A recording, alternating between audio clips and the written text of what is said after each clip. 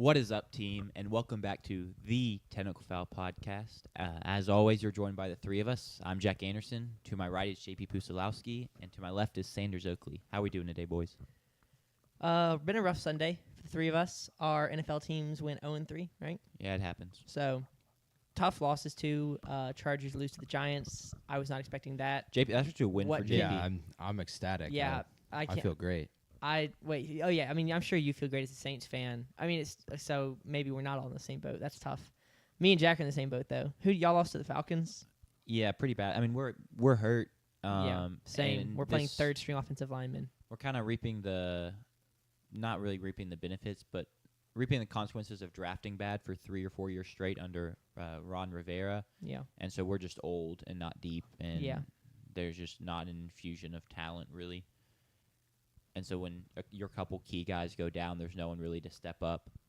It is what it is. We'll move on. Hopefully Jaden Daniels is healthy next week for when we play the Commanders, your Chargers. Yeah. But, yeah, Not It's for a all bet. good. Not for a bet. not for a bet. Unfortunately, had a little miscalculation of what A little days the games snafu were. with the schedule. Yeah. We made a bet that whoever of our teams won that game, the loser would have to wear.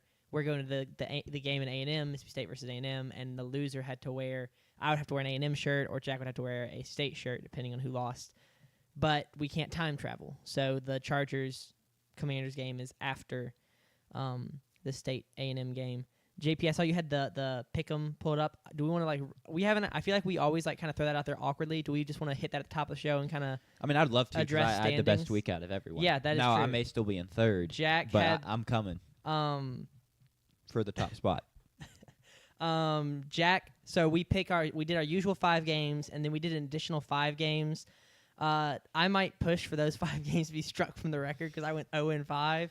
We picked 10 games this week. I'm going to say that it's because I didn't do my research for those games. We weren't podcast prepping for those games, and so that's why I Sure. didn't do as well.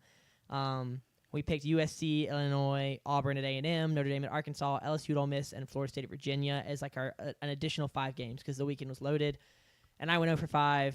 JP got 1 out of 5, 1-4 in those 5, and then Jack was 2-3. Wish we would change our picks, man. Yeah, well, no, duh. Not like post. Like pregame, Yeah. like right before. Not even just right before, but I see LSU's running back is out, and I immediately go, dang, I think Ole Miss is going to win now. Yeah, that's fair. And It is what it is. Got to be better on the front end. yeah, A&M not covering is truly. well, he was doubtful when we made our picks, so devastating. you should have done more research. Oh, I knew, but I thought he was going to end up playing. Hmm. I was trying to read the tea leaves and read them long. A&M should have covered. I don't know how in the world we only win that game by 6, so that one really stings. Yeah. But And it then is in what it is. our usual standard 5 games, the state game, 3 others, and then the fan game of the week.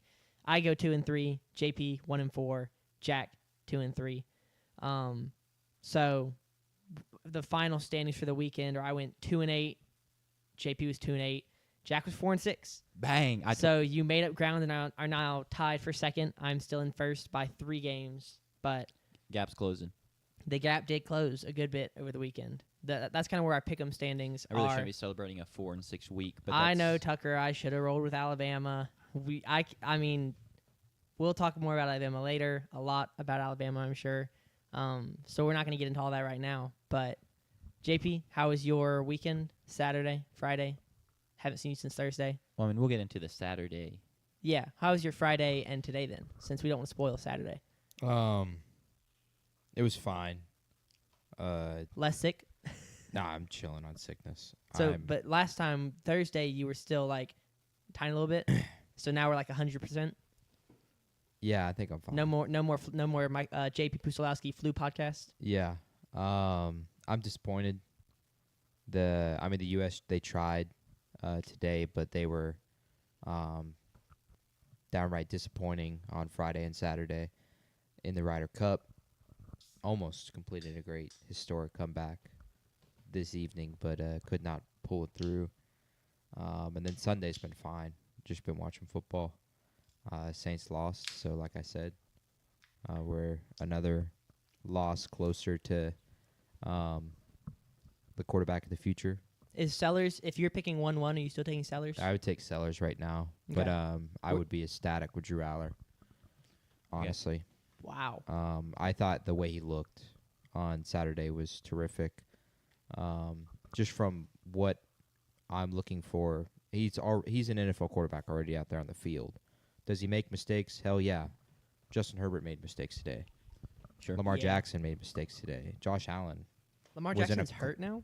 he Yes. had a hamstring Okay. injury. We'll But see. We'll I- see about the severity of that one. I think Josh Allen has made tons of mistakes. That's all he did for his first 5 years in the league. So, I don't.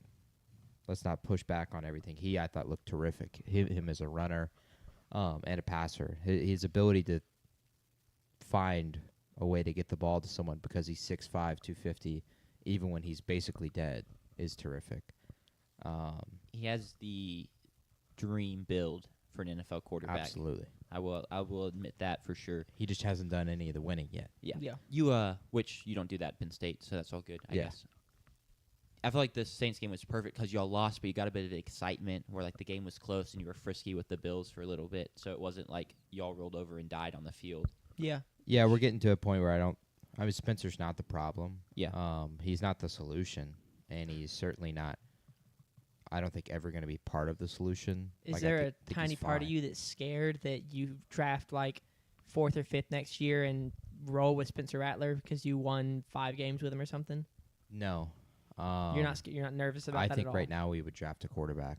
Cool. If we were in the top 5. I think if they end up winning 5 or 6 games, it means Spencer Rattler was phenomenal down the stretch, and then Yeah. he probably would be fine. Or Tyler Shuck was good Yeah, or enough that. to win the job going forward.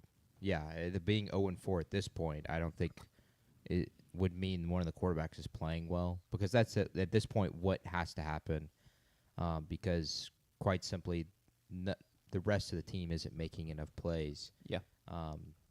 Like we talked about all the third downs the defense was giving up the first 3 weeks, and then today it was just not quite enough plays. But you're playing the Bills on the road, you can't quite expect a victory to really ever be pulled out. Very fair. That's enough on the NFL. Yeah. We start off every show and we get down a little NFL rabbit hole because it's what was It's on in the front of us. It's yeah. on right now. It was what was on in front of us right before the show as we were doing prep and whatnot. But we're here to recap the college football weekend. And we talked about it being a fantastic weekend and it delivered. And so we're going to break down the games we previewed as we always do. We'll do other takeaways. We'll talk about the Mississippi State game, which was a good game. We did not get the result we wanted, but all good.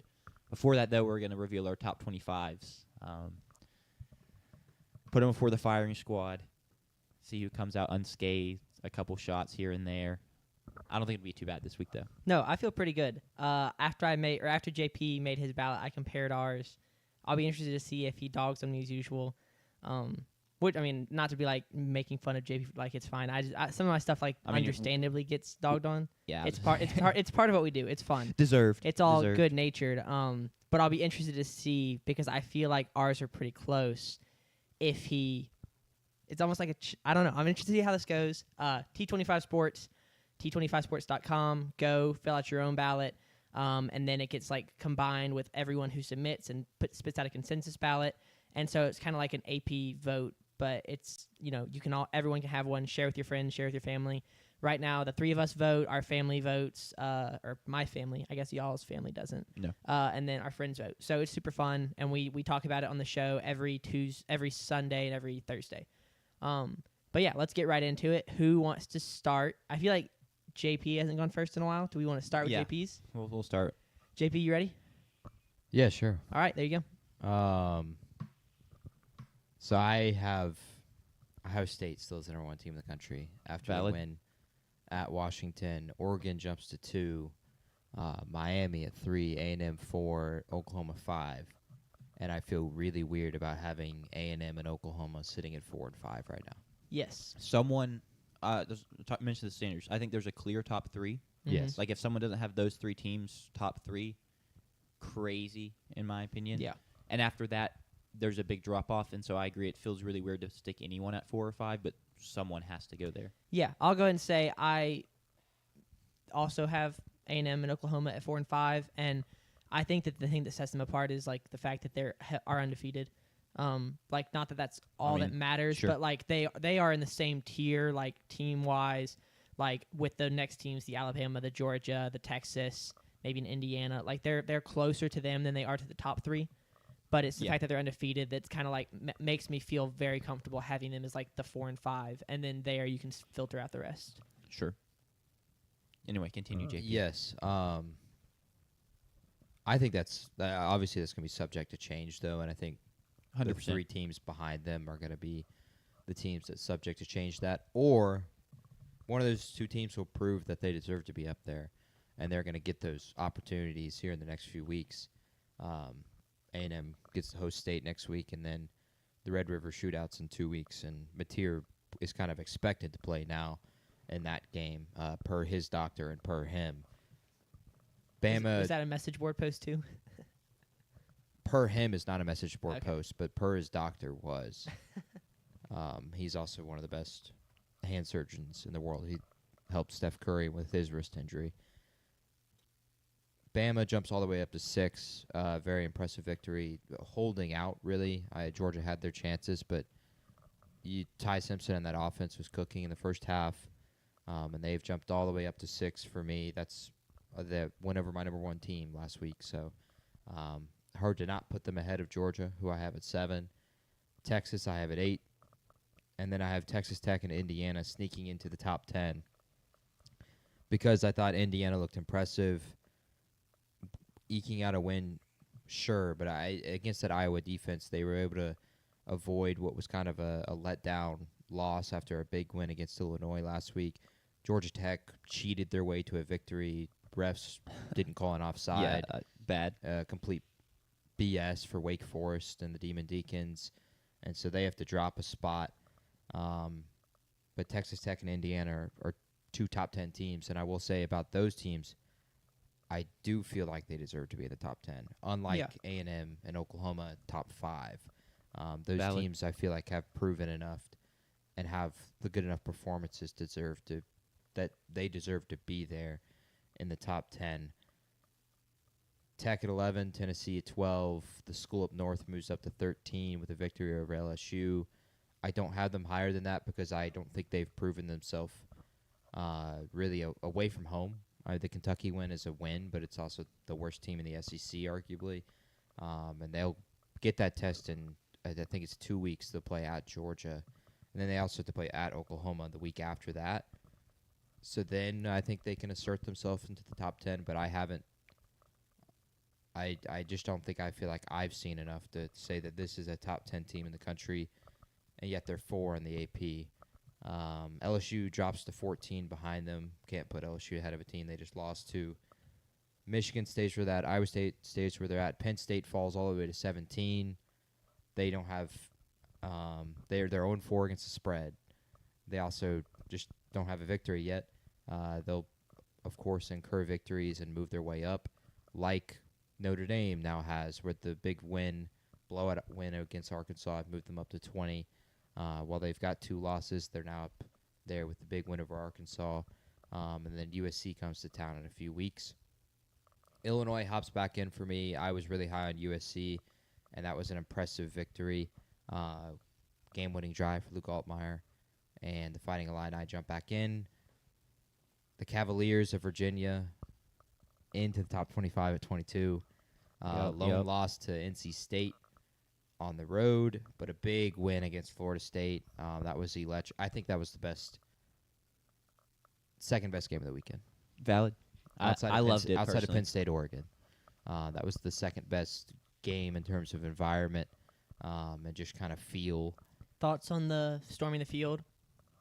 I thought it was electric. I loved it. I get it's unsafe for the player, but to me, field rushing is always a little unsafe. So Yeah. it feels like hypocritical to suddenly hate that one because of that reason. I mean, it genuinely terrified me, but I think just because of the way their field is, I think it was like a like lightning in a bottle, very rare situation where the game ends in that end zone with the guy on the field intercepting it, and then 20 feet away you have like 3,000 students who aren't even having to jump over anything. It's just You just run down the hill, run down the hill. and you're basically already at the bottom Yeah, of the hill. which was that was like low key. I was like, oh my gosh, he might have just got trampled. And Yeah. I'll say there's not really at least one that comes to mind of a player getting hurt during a field storm. Yeah. There was wasn't there a basketball injury in a court storm? The only recent one is like wasn't it Caitlin Clark? Got pushed or Got something. pushed. Yeah. I thought a Duke player got hurt, but maybe I'm misremembering.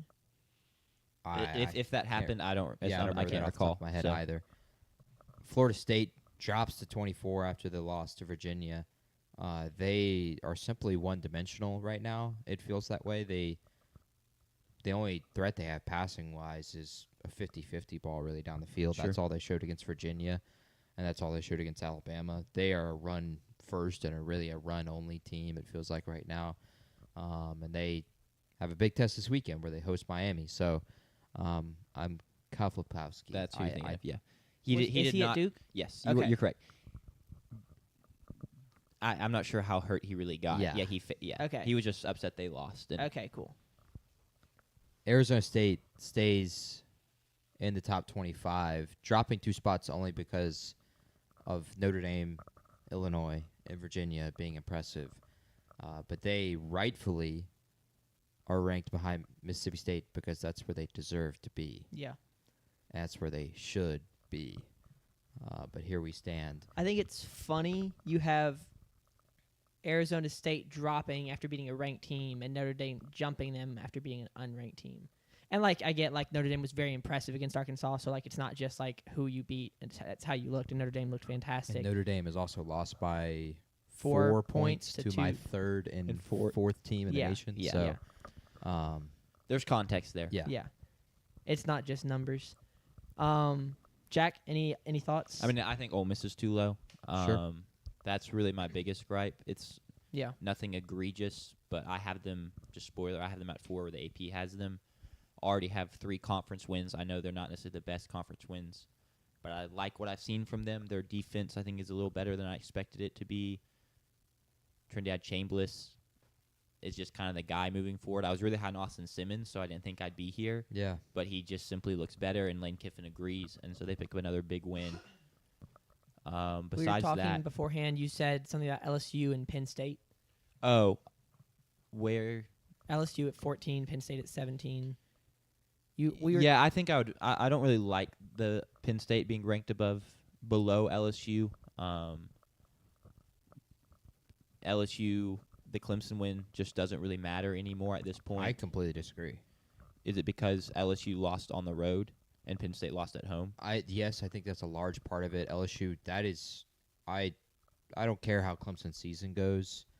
That is one of the most impressive wins of the season, given the circumstances, given the context of the game. I don't agree with that notion because Clemson has gone off the rails, but they were on the rails at that point. I completely agree they were better at the time. I think in my eyes, it's LSU loses to your number 13 team and Penn State loses to your number 2 team. LSU drops 6, Penn State plummets 13. I think So- LSU has a much better win against or at Clemson, and then they also have an SEC win against Florida. How bad Florida is, sure, but it's an SEC win, and it's better than an SEC Kentucky win. Penn State 0-4 against the spread, and their wins are against Villanova, Nevada, and I can't even remember the last team. I'm pretty sure it was an FCS team. Villanova was the FCS team. It was another nobody. Yes. I also think LSU is really hard to rank because how do you take into account the fact that Garrett Nussmeier is pretty clearly playing injured, and that is not nearly the only issue with this team. There's a ton of other ones. They can't run the ball, for starters. But that definitely plays a big factor. He can't drive the ball right now. And their offense is even really one-dimensional right now. Their offense is non-existent. But Yes. we'll agree to disagree there. That's all I have. cool. Who else do you want me to go next or you? I mean, if we're going in order, it would be... There is no order. I'll go next. Okay. I mean, we're kind of like cycling through. I don't know if that makes sense. All right, so you next. No, it's you next. If we Okay. go in that order. I have Oregon ranked number 1 after Terrible. their win at Penn State. Given the environment, and then the expectations going into that game about how it was kind of a must-win for Penn State, and Oregon goes in and gets it done. They're at number 1, Ohio State at 2, Miami at 3. So we have the same 1, 2, 3. Oklahoma at 4, A&M at 5. And then, we've got this, the next tier of Indiana, Texas Tech, Ole Miss at 8, so a good bit, 4, 5, or 3, 4, 5 spots higher than JP. Alabama and Georgia back-to-back at 9 and 10. Vanderbilt and Georgia Tech both drop a couple because Alabama and Ole Miss both had big wins over the weekend, so they jump up. Tennessee moves up. I had them in the 20s, and so they have to move up. I do think that winning in Starkville, even though the crowd is like 70-30, 65-35, is still a hard place to win, and I think that State's a good team. I think we've kind of shown that. And also Tennessee, they get the win there, move them up. Drop Penn State one. I didn't drop them any lower because I already kind of had them where I thought they belonged, and I don't think they showed anything Saturday to make me move them lower. So I moved them from 13 to 14. Drop Florida State all the way down to 15. I was higher on them than the other guys, so that's why they're still going to be in my top 15. LSU falls. Texas falls just because other teams won bigger games than Sam Houston. Wait, who did Texas play? Bye week? Bye week. Sam Houston State was last week. Yes. Michigan, Illinois jumps back in. I'm kind of on the same page as JP. Illinois gets a big win over a USC team that I liked. And now with the Duke win, Duke got a win this weekend, so their Duke win looks better. Arizona State jumps in after beating TCU, who I had in the top 20 last week. The Missouri, Memphis both move up, and Utah reappears in the top 25. Shout out Utah. They did have a pretty good bounce-back performance. Yep. JP, your thoughts? BS. All right. Well, there goes Explain. my hopes of having a So, last week, you have Oregon at 12, Penn State at 13. Oregon defeats the number 13 team in the nation and is all automatically the number 1 team in the nation. And I understand winning in the whiteout, not an easy thing to do. But the way you can't feel the way you did about these teams last week and then watch that game and tell me that Oregon is now the number 1 team in the nation because they were not as impressive as they had been the weeks prior. I said last week Penn State was still my pick to win the national championship. Penn State was still my best team in the country. They just didn't have the resume to be ranked top 10 because they'd played Villanova and 2 other nobodies. And so you can beat a team that isn't 12-13. Yeah, like, but that just not because even a top 10 win. Just because I had them ranked 13th because I hadn't played anybody doesn't mean I don't think they're a fantastic team. And so now Oregon goes in and beats a team that I do think was very good. They just hadn't played anybody. And that's why I moved Oregon all the way up to number 1. Because I do think that was a huge win in front of the whiteout at night with everything on the line for Penn State, and Oregon gets the win. Like, Penn State had to win that game, and Oregon won it. Like, that's a huge win for Oregon against a team that I do think was very good. I just didn't have them ranked top 10 because they hadn't played anybody, and other teams had played in big games and won them. I mean, I don't mind the big jump from Oregon. Ohio State was just more impressive in their road win against Washington, just completely shutting them down, winning pretty easily. And so I know Washington's not as good as Penn State. Like, I agree with that. I have Penn State. I don't have Washington ranked. But, like, Ohio State, I don't understand them getting dethroned, especially because they went on the road in a tough environment and performed better than Oregon, won by multiple scores, like, took care of business. So I also think Oregon has looked better than Ohio State for a lot of this season. And so now they have a win. They actually have a resume to back how they've looked and how they've performed against lesser teams. And so then that's kind of what gives me my reasoning of like, okay, now they've got a good win. So they haven't played just nobodies. They haven't played Oklahoma State and Oregon State. Now they've played a good team, and they've also looked good against the lesser teams. Yeah. I mean, Ohio State has 2 good wins, though. They beat Texas, and they went on the road and beat Washington. And Texas, you have ranked below Penn State. Texas, you've dropped every single week. So, I don't agree with that. I don't hate it. I just think it's. This is the issue I think with doing resume based, because then also you have Florida State at 15 and UVA's nowhere to be found. And UVA is nowhere to be found, but beat also Florida State. UVA did beat Florida State, but NC State beat UVA. Neither of y'all have NC State ranked. Like, you can't just say. It's not 100% if a team beats a team, they are ranked above them. But if you're going to go by resume, a lot of it's do. there. It is physically impossible, which is why I think solely resume ranking is just so hard to do. Because I agreed that UVA beat NC State, so why then is NC State has to be ranked? Or NC State beat UVA, so if you're going to rank UVA, you have to rank NC State. But I think, especially in resume ranking, recency has to matter more. The more recent wins have to carry more weight because teams change. Yeah, that's why I have Alabama ranked above Florida State, because I Correct. recognize that. So then why does it not factor in when UVA picks up a big win against Florida State? That is fair. I mean, that is. Do you think the way Florida State looked on Friday night, that's the 15th best team in the country? No, but I think they had I think that was the low end of Florida State play. Okay. Fair. And I mean, and the Bama win. I'll be honest, the Bama win actually doesn't really look more impressive to me because it wasn't like It's they not beat the same Bama team. Yeah, it's a different Bama team now. So Also, I haven't Tucker. You don't want to, mention like I have Bama at 9. Is that high enough for you, or am I still too low? I just want to hear Tucker's thoughts because he was giving me crap at the tailgate.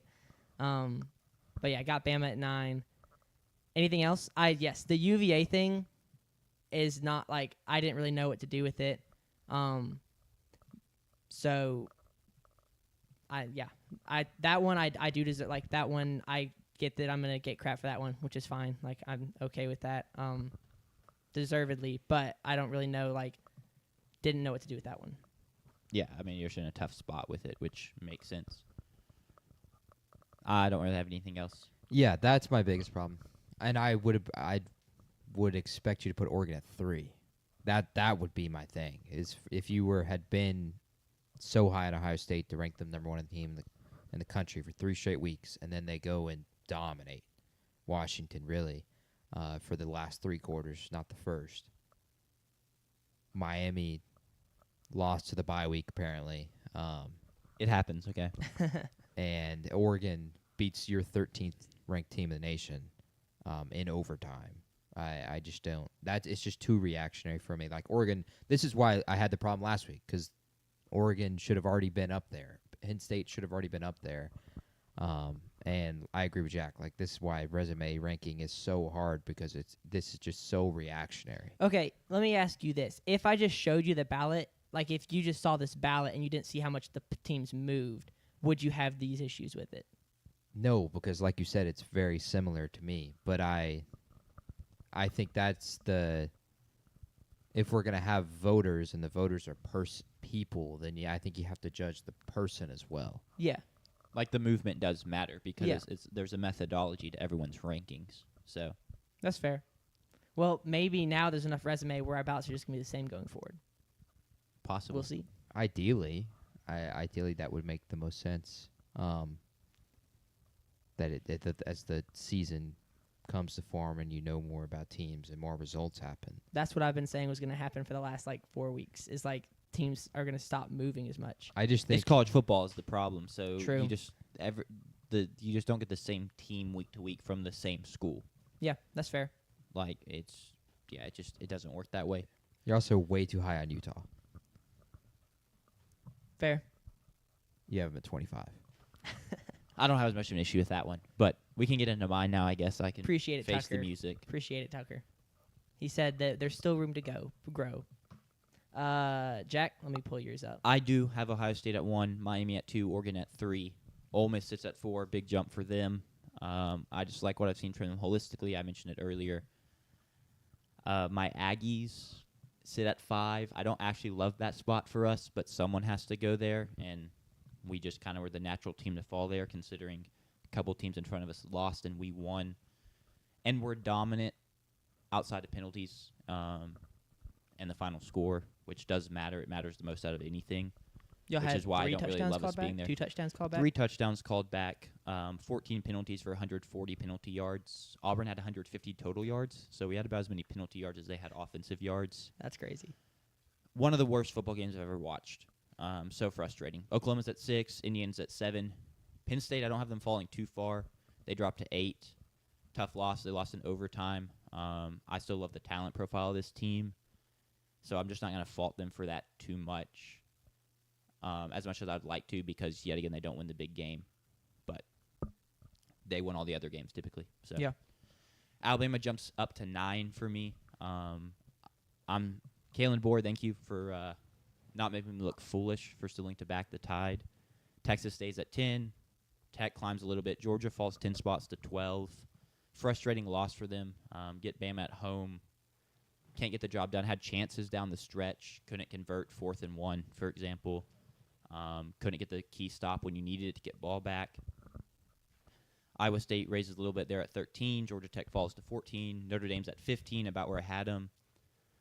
Other key things, LSU drops all the way to 17, falls 14 spots. I had them at 3 last week. Clearly too high now. At this point, I can't trust the offense to come around until it does, because also we don't know what's happening with Garrett Nussmeier. They won't tell us anything. Virginia hops up to 18 after being unranked. Huge win against FSU. Tennessee 19, Vandy 20. FSU falls to 21. Down 9 spots. Illinois 22, Missouri 23. Houston comes in at 24. Undefeated Houston Cougars. That's purely an homage to Cromie. Yeah. Nothing more.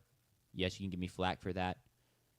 I'm not going to give. I ranked UNLV 2 weeks ago So- because they were undefeated in my preseason G5 And then pick, Arizona State so- I have at 25. They beat my 16th ranked team last week in TCU, which is a big win in my opinion. I really think TCU is a quality team, so they come back into the rankings. No State, though, so give me crap for that.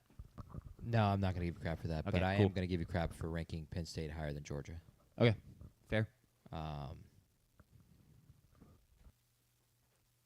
I think I don't even understand it from the talent profile. Maybe Georgia, I would understand maybe viewing Georgia lower on a talent profile, but they also have the much better win at Tennessee. Fair. And I think they were more in that Alabama game than Penn State was in the Oregon game, especially down the stretch. So I don't understand Penn State being ahead of Georgia. Fair. I think I didn't like at all what I saw from Georgia, especially from like a pass rush standpoint, which is typically one of their strengths. They struggled to get after Ty Simpson. It's kind of been a bit of an issue for them now. They ran the ball pretty well, actually, which is what you want to see because they said they were going to get that fixed. But it was disappointing for me. I didn't like what I heard from Kirby Smart in the presser either post-game of just kind of brushing off the loss. That doesn't sit right with me. I agree with that. So maybe I just based off optics and everything I saw outside of the game, I dropped them too far, but that is where I have them sitting. So, Sanders? I mean, nah, I'm good. Okay. Houston not high enough. Nah, I haven't ranked Houston, but I'm not sure if I understand ranking Houston after the way they looked on Friday night. Well, like he just said, They shouldn't be ranked. They You can shouldn't give be me- ranked. You can just give me ranked crap for that. me. They're undefeated. Connor Wiegman's their QB. I'll give them some love before they lose next week, and they won't sniff the rankings again. Okay. They escaped on Friday night. Well, Yeah. they had the most. Did you stay up and watch it? It was kind of Yes. fire. It was they a wild they game. had the most blocked field goal you could ever. Like, Did you- 3 guys were ready to block that Yes. field goal. It was crazy. incredible. Wait, but you were 100% right. They escaped. Escaped. And against an 0-4 team. All right. Cool. Just escaped on Friday night. Well, let's get But into they're this. undefeated. The Mississippi State recap. We were almost in for another 50-minute recap as Mississippi State took the number 15 team currently, they weren't at the time, into overtime in Davis Wade, but can't get the job done, can't convert on 4th down to tie it and send it to the second overtime, and they lose 41-34. Y'all can just take it away from here. Yeah, I think the most important thing from this game is we shouldn't be walking away from this with a bunch of what-ifs. I don't think that's the best way to view this game. We can say, what if we don't have the 14 points off of turnovers with the pick 6 and then the fumble? We can say, what if we catch a ball? What if Blake Shapen sees an open guy? What if Brendan Thompson doesn't drop a pass? All these what ifs, but then I don't think that that's fair because what if the offensive PI on Chris Brazzell isn't called because it wasn't really offensive PI, and there were other things that Tennessee had like that could have been what ifs, and they could have won the game by 21 or 28. I don't think what ifs are the biggest takeaway. I think some of the biggest takeaways are I've been trying to think of like how to make this like catchy, and it is stupid. I think I'm just gonna say my biggest takeaway is win. So WHEN. So like when we give Lebby a year to like pour into the O-line and fix it as the head coach, like they did last year on defense, right? Last year we had a bad defense, and they took an off season and addressed it and brought in some guys on D line, brought in a couple guys in the secondary, and then also just developed some of the guys we had in house. And now the defense looks loads better. We lose 2 guys in the portal at wide receiver, and Levy goes and gets Anthony Evans and Brennan Thompson, and the wide receiver room didn't really lose a step from last year. It still looked very good this year. I think that when we give Levy time to do that, when there's excitement around the program and season ticket holders don't click purchase in the cart and then go put every single game on StubHub so that we're just doomed to be in like an eternal 65-35 crowd for all of our big SEC games. I think when there's excitement around the program and that kind of crap's not happening, I mean, this could be a really good team, and I'm excited to see what Levy's able to do in the future because, like, the steps he's already taken in just, like, a year and a half has been awesome. Another thing I'll say is the people calling for Camario Taylor to start, it just bothers me so much. It's crazy. I do not understand. You gotta let that. It's the Twitter burners. It's the Twitterverse. It is the Twitter burners. Yeah, LSU's calling for Michael Van Buren to start right now. now. You gotta just let that roll off because I almost thought about bringing it up on the show too, and then I was like, there's just no point because it's faceless people that just are. Yeah, it's just crazy because like I know some of the faceless people, and so like I see the words coming out of their mouth, and it just like bothers the heck out of me. Oh, I mean, I understand. We've seen 0 from Camario Taylor as a passer, and I get the complaints about. I see the complaints about Blake Shapen sometimes making mistakes, right? Like I get that he does make mistakes, so I understand that you are saying Blake Shapen makes mistakes. That's a problem. But Camario Taylor is a freshman. We are going to lose more games with Camario Taylor as starting than we would Blake Shapen because he's going to throw an interception and keep situations that Blake Shapen wouldn't throw. He's going to have more bad things happen than we would with Blake Shapen at quarterback. He's the more consistent option. We're going to win more games. And then also the other thing, like that's just like what I've seen. But also like I trust Jeff Levy, and so the people who are complaining about Taylor not starting, I'm like, Levy recruited him. He brought him in. He's developing him. He's putting him in moments where we're getting first downs. Like, why are we all of a sudden like he's done all these things where we literally cleared our win total as the soonest possible moment, 4 games. And people are like, yeah, but Jeff Levy doesn't know what he's doing. We should be starting Camario Taylor. It's so dumb. Those are like my like bird's eye view takeaways. Do we want to get in? Do you have bird's eye view, JP, or do you want to get into like? I would rather talk about the game first. All right. Well, that's that unfortunate matters. because let's talk about the game and then we can do your stuff. Yeah, I'd much rather talk about the game first. What a performance from Tennessee specifically. Like that's a big time win on the road in a game you should never win. Where you're spotted 14 points, really spotted 17 with a missed field goal. Aguilar turns the ball over twice. The momentum swings. That I expect to be a 4.5 Chalai on Pate's review show tonight. And it was that. Like, it was incredible. The momentum swings, the fake punt conversion. Next play, you give up a fumble recovery for a touchdown. That is, and then for State to then respond and go down the field, and Seydou Traore tiptoes the sideline and somehow gets in for a touchdown. It was electric inside the stadium. The student section was full, like standing room only an hour before kick, which has never happened in my 5 years now as a student here at State. That has never been the case. I've always been able to get there an hour before kick and easily get to my spot in the 14th section just on the second level where I have a great view of the field. I always get there, never a contest. I had to get there when the gates opened to have my spot, and then my entire section was filled up 15 minutes after the gates opened. So it was incredible in terms of a buyout from the student section.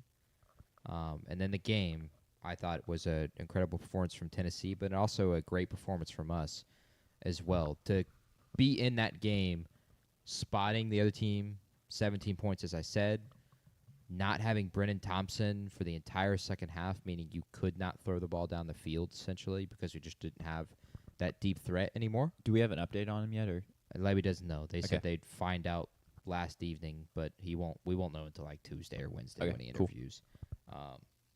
Thompson got hurt on the deep ball, returned to the game, played snaps, and then just didn't come out and play the rest of the second half. And then also, like, The second half, we played our backup defensive backs. Yeah.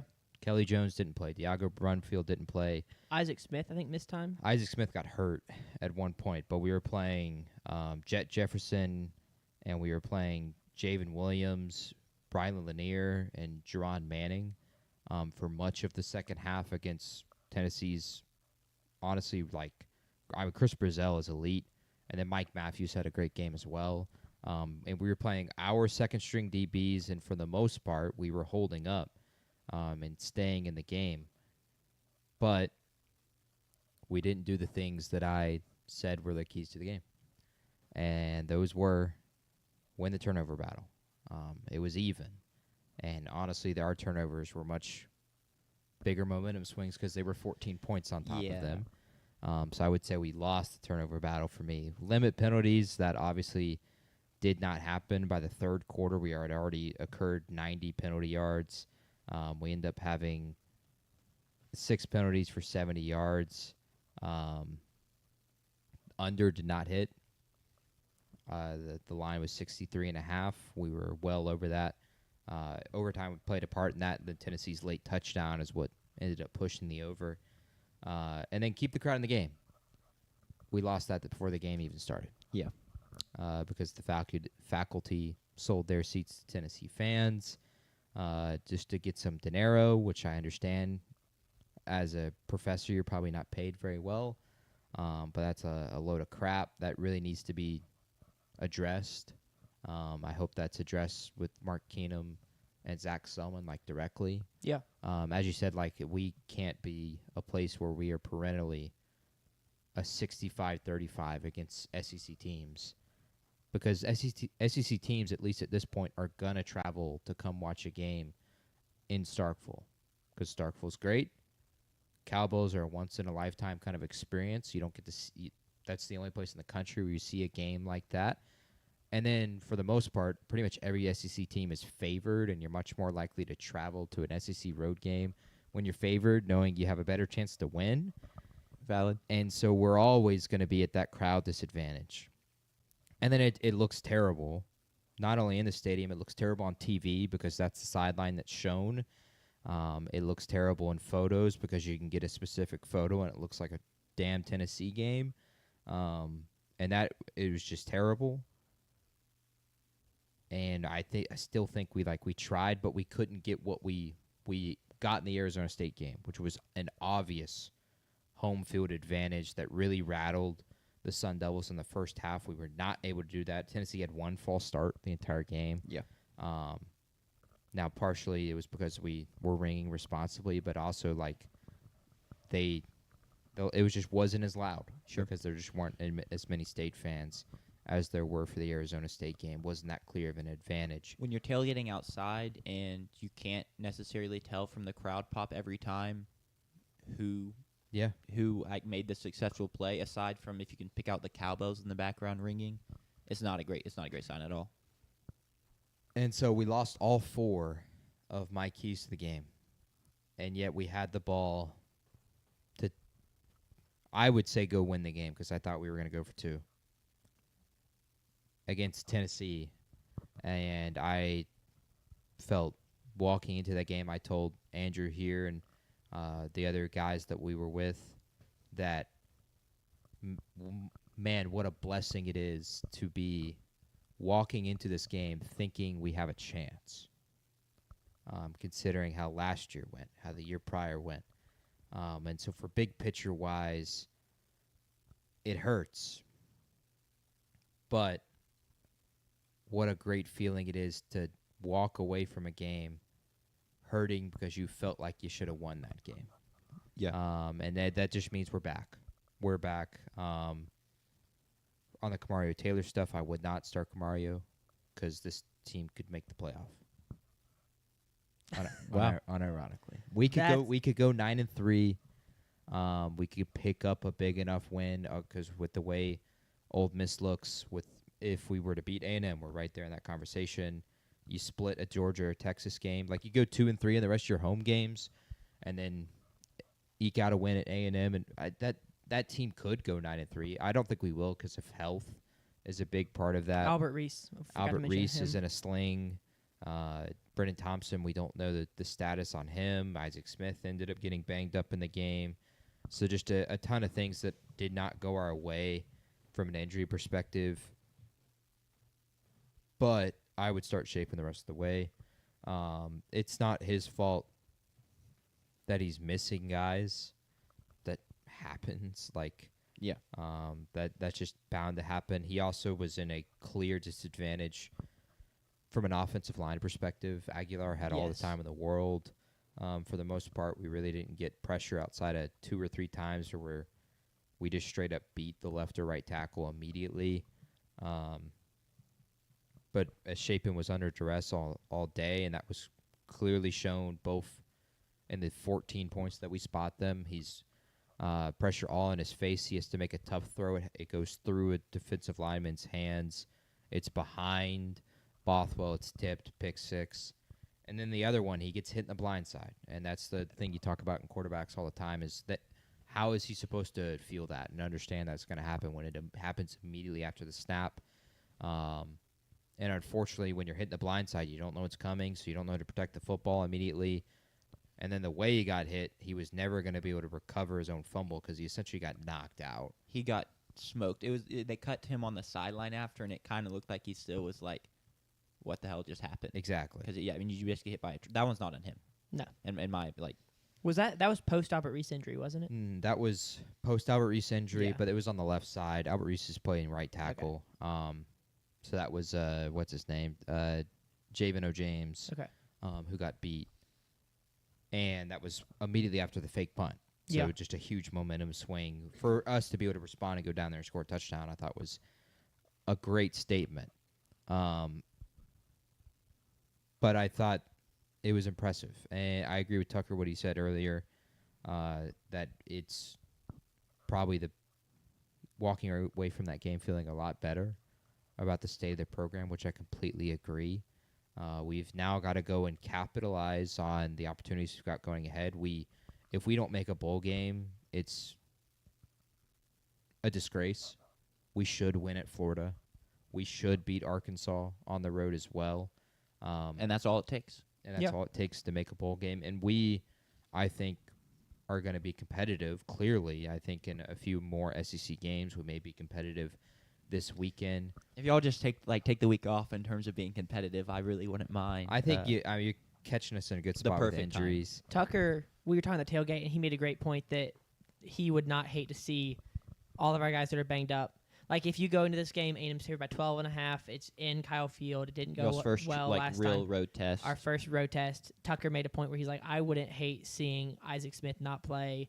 Albert Reese, depending on like if he's questionable, don't play him. Just like bench all the guys that are on the fence and chalk that one up to a loss, and then get ready for like the second half of the season, because this will be our 6th game in a row. We have not had a bye week yet, so we're going into 6 consecutive games. So like the entire team, even if they're not hurt, are just tired, exhausted. So it's a fair point by Tucker about resting players. The one thing I'll say real quick, because you addressed it real quick, JP, about like you wanting to see Selman or Keenum say something. The thing I'll say about our athletic department is that like Selman has been like kind of not necessarily quick, but consistent in addressing the fans' desires, if that makes sense. So like the what's it called? The MSU, interlocking MSU. The interlocking MSU, the lights in the football stadium. They're just constantly like they do a lot of the little things right, and then they also do a lot of the big things right. And so I have a lot of Brian O'Connor. Hiring Brian O'Connor, exactly. I have a lot of confidence that they are aware, and they're not just going to sit on their hands and do nothing like John Cohen probably would have. I agree. That's why I bring it up specifically, because I think they will. And now I just want to put it out there that they better. Because it's just, I don't want to beat a dead horse, but to say it a third time, we can't be a team that is 65-35 every SEC game. Because the only SEC teams that aren't going to travel to see us are like Kentucky. Well, and Vandy every other year when you get Vandy as a permanent. Vanderbilt, like they just don't have that mmany fans that would travel. Like that just can't be the case. Yeah. Going forward, I'm fine with fans traveling to see it. Like I said, I completely understand it. We're going to travel. You're at the Kyle Field next week because Kyle Field's sick. Now Kyle Yeah. Field will be 95% to 5%. It was last time. It'll Yeah. be cool. It helps when your student body's so big. You just have 40,000 students pull tickets for a game. Yeah. And then that makes up a good portion of your crowd right there. I will say I do feel like the faculty thing, if it does get addressed, and I kind of agree, I expect it to, I could see it not happening until next season. Because, No. like, they've already bought tickets. Yeah, like, you can't do it won't anything be at this point. season. There's not really anything you can do this season. So it's what it is at this point. But I agree. Hopefully it gets fixed. Tucker mentioned in the chat he thought Tennessee's pass defense was really impressive, and I just want to give a shout out to Colton Hood. He really popped for me watching on TV. There's a reason he's getting first-round buzz. He looks the part. He played really well, and it is a really banged-up secondary, so someone has had to step up, and it's been him. So shout out to him. Couple other guys. And go ahead. Couple other guys to shout out. Zachary Tillman had an insane game. Was flying all over the field. He had one of our 2 sacks. He came off the edge just from a 2-point stance and just got to the quarterback quick. Got Aguilar down. He had an interception, a couple tackles for losses, 6 tackles. Tyler Lockhart saw the field as a freshman, 6 tackles. So couple big moments. Lockhart with 2 QB hits. Both of those guys are still would have this is still a young defense. I don't know Lanier we would lose, but this is still a young defense, and they played. I mean, they gave up 20 points in regulation. Yep. And you said there was a field goal on a turnover. Is that right? So kind of. No, Kyle Ferry missed a field that's goal. what it was. That was. So they gave up 20 points in regulation to a Tennessee team that dropped 30 something on Georgia. Mm-hmm. I was so impressed with the defense. This defense is you remember in the preseason, Isaac Smith had that interview about how we're 100% better than last year. And I made the joke that I was like, well, they were 134th in yards per game, so 100% better. You cut that in half. Next year we're going to be second in yards per game. They're playing 200% better. They look incredible. And last year, I feel like a lot of the narrative at least for me, I'm not going to speak as State fans, but for me, the thing that hurt so much was I had 0 things to be proud of. We played so bad. We played without effort. There was so little to be proud of. There hasn't been a game yet, 4 wins and now a loss. The wins are easy to be proud of. But that loss, I'm very proud of. I'm very proud of both sides of the ball and how they played. The people that now, I'm not proud of are the fans. And we're not going to pick that back up. Sorry. But, I am so proud of the team and the way they played. And the guys that, stepped up on defense that we didn't know what it was going to look like coming into this year because we did return some guys from last year. And then we lost some guys that we thought were going to, Bryce Pollock. Losing him was... he got a bag, so yeah, we thought that was going to hurt. Where did he and go? then Texas Tech. We thought that was going to hurt. Bad. Yeah, we thought that was going to hurt us defensively, and then we've had guys like Kelly Jones step up and really kind of regain the mantle of what it means to be Mississippi State defense. Mm-hmm. So that's what I'll say about our defense is we had a lot of guys play their hearts out. It was insane. And getting to be on the field and seeing the tears in their eyes walking off the field, they're mad, they're upset. And I hope that they can turn it into a productive anger and frustration, right? And not let that be a depressing well, we lost, dang, this sucks. But more of a I don't like losing. Let's not do that again. And play with fire, because they've been playing with fire all season. If they can find even more energy to go into Kyle Field next week, and be competitive again, maybe get an upset. I don't know, but just keep them don't let this kill what we've had going to the start of an incredible season. Sure. Anything else? I want to touch on the 2 points. And Tucker's point, the pass defense, I thought they were fine, but I also don't think they got our best punch without Brennan Thompson for the entirety of the second half. We really took one shot down the field for Brennan, and they had a few busts in coverage. And then also their pass rush was a large part in the reason that their defensive backs played as well as they did.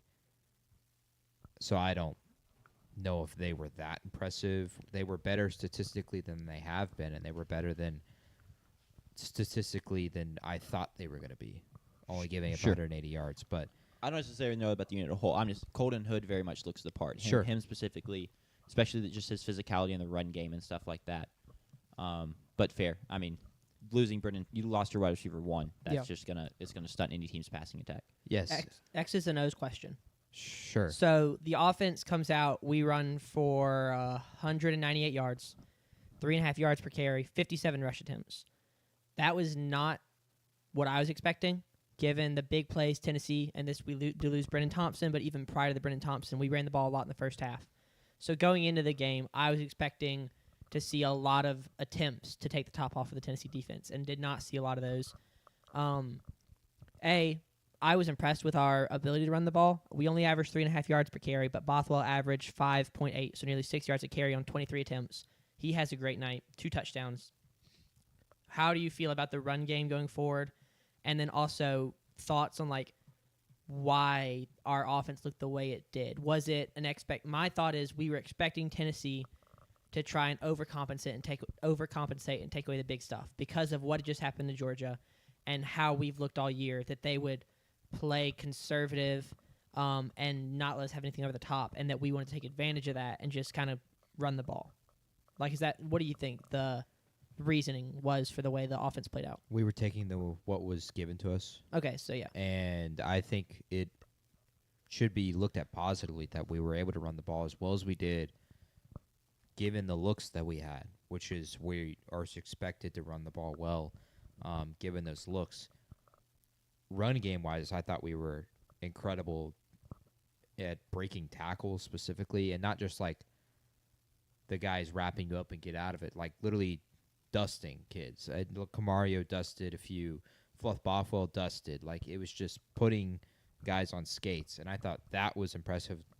And it shows that we're building there from a talent perspective. Fluff is insane. And then we were able to do it in the red zone. Fluff has 2 touchdowns on the night, both in the red zone, and I thought that was really impressive. But Tennessee was 100% trying to take away the deep shots. They had a few busts in coverage, but for the most part, they did not really blitz. They brought 4 to 5 guys, and they dropped 4, meaning they had 2 high safeties for much of the entire game, and their corners were playing very soft.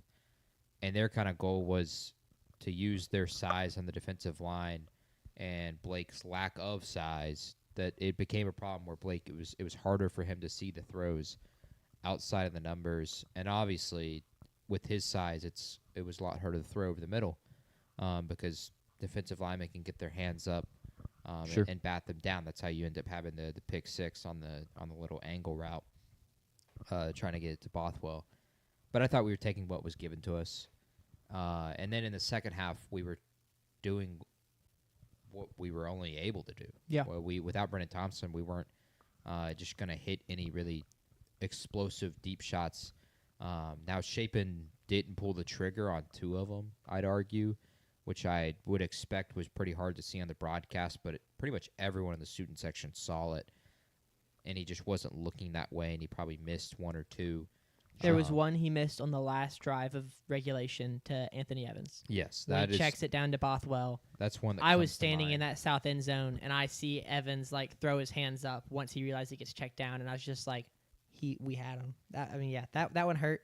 But it goes back to what you said. Chapin's not the tallest guy, and we talked to the preseason. We have the 4th biggest O-line in the country right now. So, and we were, like I said, we were taking what was given to us, and I think it's more of we should be happy that we were able to run the ball well. Because honestly, I think the strength of that Tennessee defense is still right there in the front 7, and we were able to definitely is currently anyway. Break tackles, sure. Extend plays, get extra yardage. Booth was bad because I just thought he was running too much east to west, not enough north to south out of him. Fluff was just getting north to south all day. And then Chapin just he kind of plays like I do or I have in flag football, where you just think you're faster than you actually are. Yeah. And he's not faster than a Tennessee defensive lineman, yes, but any SEC defensive lineman, yeah, he's just not going to outrun them, and he just needs to kind of get that out of his game, go to the check down more.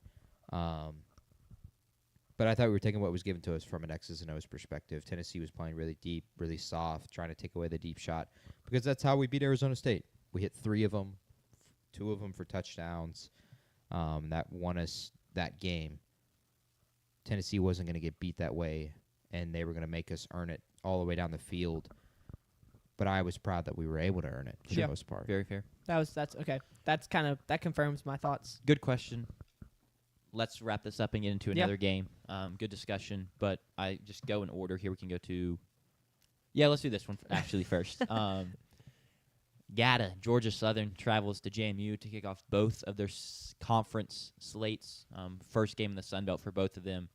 And James Madison had their way with Georgia Southern, win 35-10. The stat is our GATA correspondent told us that Georgia Southern's kind of transitioning back to being this running team. Well, they had 32 rushing yards, and JMU had something like 343. 343. And that right there is kind of tells you the whole story. Thoughts on this game, guys? Yeah, I'd love to know the last time any team lost with 343 rushing yards. Well, any team lost being plus 300 in the rushing category. Penn State almost did in the Big Ten Championship last year. They rushed for 297. Oh, okay. And lost. Wow. There you go. But, yeah, 343 to 32. You're just never going to lose that way. And they got whatever they want with their 2 backs in Wayne Knight and Jordan Fuller. Tough showing for Georgia Southern. As our correspondent said, their season is over. And maybe I think it felt like at least in their space, we're moving towards moving off of Clay Helton. Oh, okay.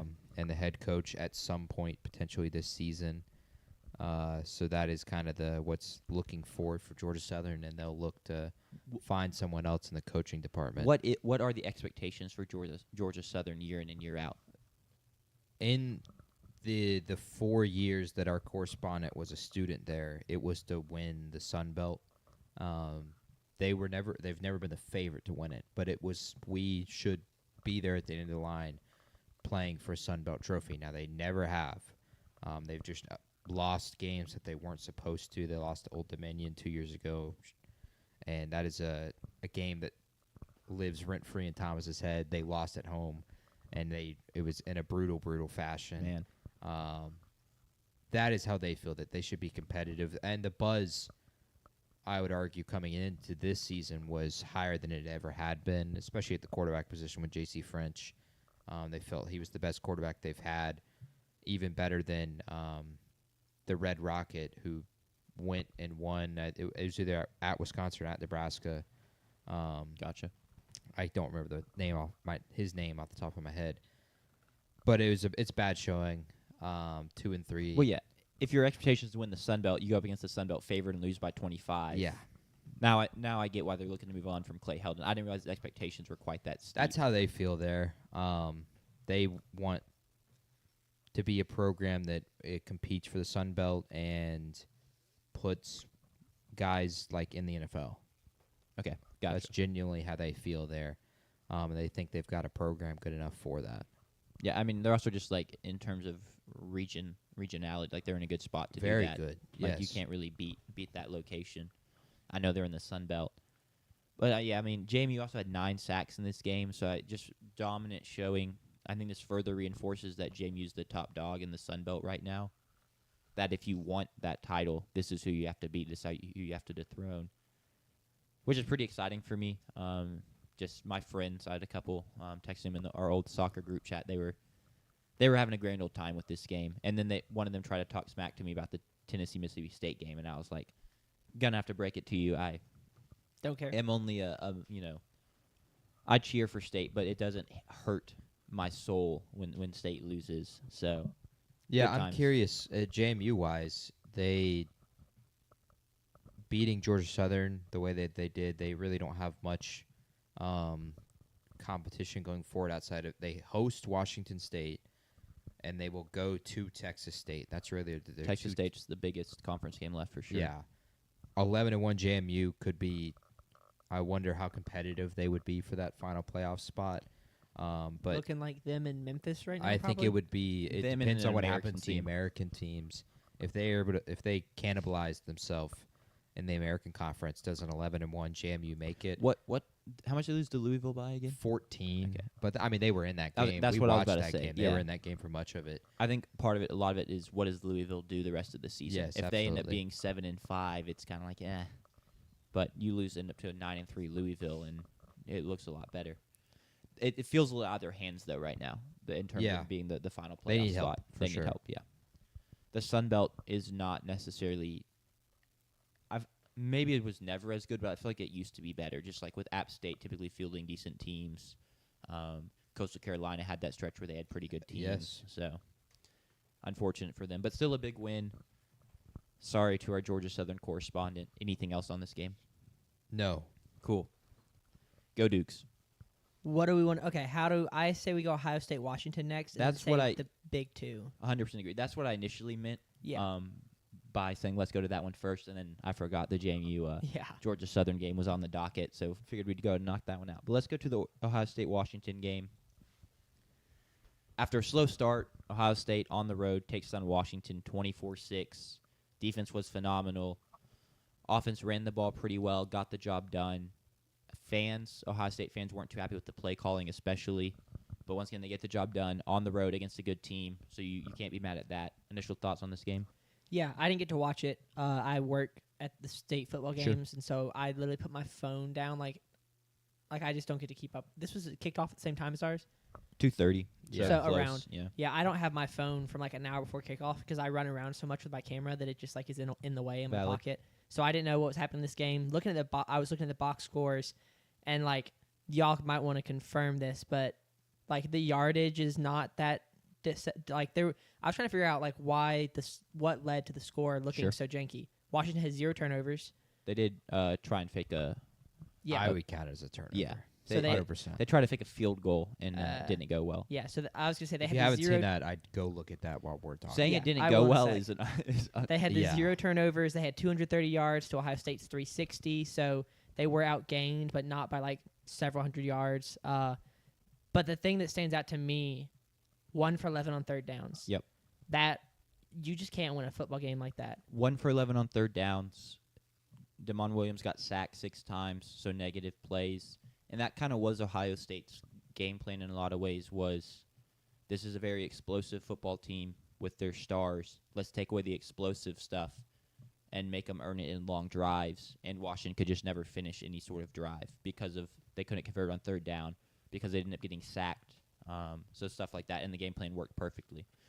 Which I do want to say, I came away, and I think this should be the takeaway, I came away more impressed with Ohio State's defense and not being the person that's like, well, Washington's just not that good. Like, we way overrated these playmakers of Washington because those guys are good, I promise. The Ohio State defense just has the athletes and the speed and the skill across the board to neutralize them. Yeah, I was 3 weeks early on Caden Curry. Did you see his press conference? I did not. He goes, yeah, I feel like the thing about this D-line and, like, we're just a bunch of no-names out there fighting. I was like, dog, like, I appreciate you being humble, but, like, you're becoming a name. Yes, Like, absolutely. but, yeah, continue. Yeah, I thought Caden Curry might have been the key to the Texas game. He was 100% the key to this game. Has 3 sacks, Yeah. 5 tackle for losses. But I agree 100%. The Ohio State defense is the big takeaway. Not that Washington is bad. Like, they are just as fast as the most explosive athletes really in the country. And Damon Williams and Jonah Coleman. And Caden Curry was phenomenal. But I do think it was, Washington kind of, they at least missed a chance to make this competitive in the first 100%. half. They go 3 and out. Ohio State has a decent drive, and then Ohio State can't get a 4th and 1. You stop a 4th and 1 of Ohio State. Yeah. That's incredible showing. You go down. They punt it again, and then I think Ohio State punts. Field goal for Washington. And then the fake field goal, for me, makes no sense. In Madden, it would work. But that is a textbook Madden fake field goal. Gotcha. I just It's watched the one it. where they flip it to the kicker, and the kicker hits the tight end. Did the tight end know what they were running? Cause Evidently, clearly not. yeah, okay. I just watched it, and he never turns around. Yeah, he never turns to look for the ball. Someone didn't know the play call there. That was very, very clear, and clear that he didn't know the play call. Now, it doesn't make any sense that he runs out that way and then doesn't turn back for the ball. Like, I guess maybe he thought the kicker was supposed to run it the whole time. Yeah. And it was like an RPO on the flip. But just take the damn points, especially on I think it was 4th and 14, if I'm not mistaken. Like, it's a super questionable decision. I don't necessarily understand. I would just taking the points with the way your defense had been playing, at least Correct. at this point. Don't give Ohio State juice. You want to make Julian Sayin earn it, just as much as they are making your stars earn it. And that was really the kind of the momentum flip from there. Ohio State goes down and they go down and score a touchdown after that. It's all Ohio State from there. The roughing the passer to extend that drive also hurts. Yes. I'm not going to say that changed the game or anything, but it was 2nd and long, and then they get a free first because of that. They were incredible in containing Demond as well. 6 sacks. Like, 6 sacks against a mobile quarterback is really a statement. Like, that's the statement that the Lions made last Monday night, 100%. Sacking Lamar Jackson as they did. To do that against Damon Williams, it's a huge statement, and it's a statement of, like I said, their defensive linemen and their front seven really is just as Reese quick. Is continuing to rise with how he's playing. He's a dog. So quick. And Sonny Styles is. I still think Sonny Styles is a name. Yeah. So I don't understand Caden Curry's statement on that. Just trying to be humble. You're so wrong, but like a good try, I guess, and not wrong in a bad way. Yeah. But I mean, I've been high on Caden Curry. Since last year, but that's because he's a Central Michigan legend. Sure. He transferred to my Central Michigan team last year. In last year's game, that is. But gotcha. Ohio State's defense really was a statement.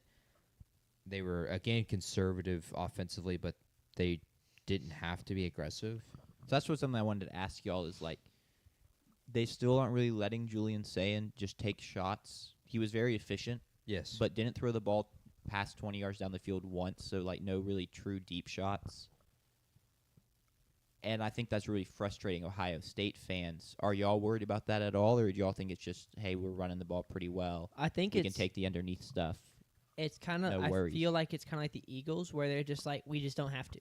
Like, in the same way that the Eagles, for the first 2 weeks, just ran the ball, and that was kind of their identity, and so they didn't have to have big plays on offense through the air. I kind of feel like Ohio State's like, our defense is just so good. I mean, we held Washington and arguably the best trio of weapons in Damon Williams, Jonah Coleman, and the wide receiver I can't remember off the top of my head. Denzel Boston. Like, that's arguably the best trio of skill guys in the country. They held them to 6 points. Like, we don't need Julian Sayin to record, 275, 350 yards through the air. Like, we can hold another team to 10 points and then rush for 2 touchdowns and we win. Like, sure, they're just content to do what it takes. They don't need to be flashy. So I don't think it's concerning, because I do think that the talent is there in Carnell Tate and Jeremiah Smith, and I think that Sayin has played well. Like, he's kind of like J.J. McCarthy, where he's like doing what he's supposed to and he's not doing anything more because he doesn't need to.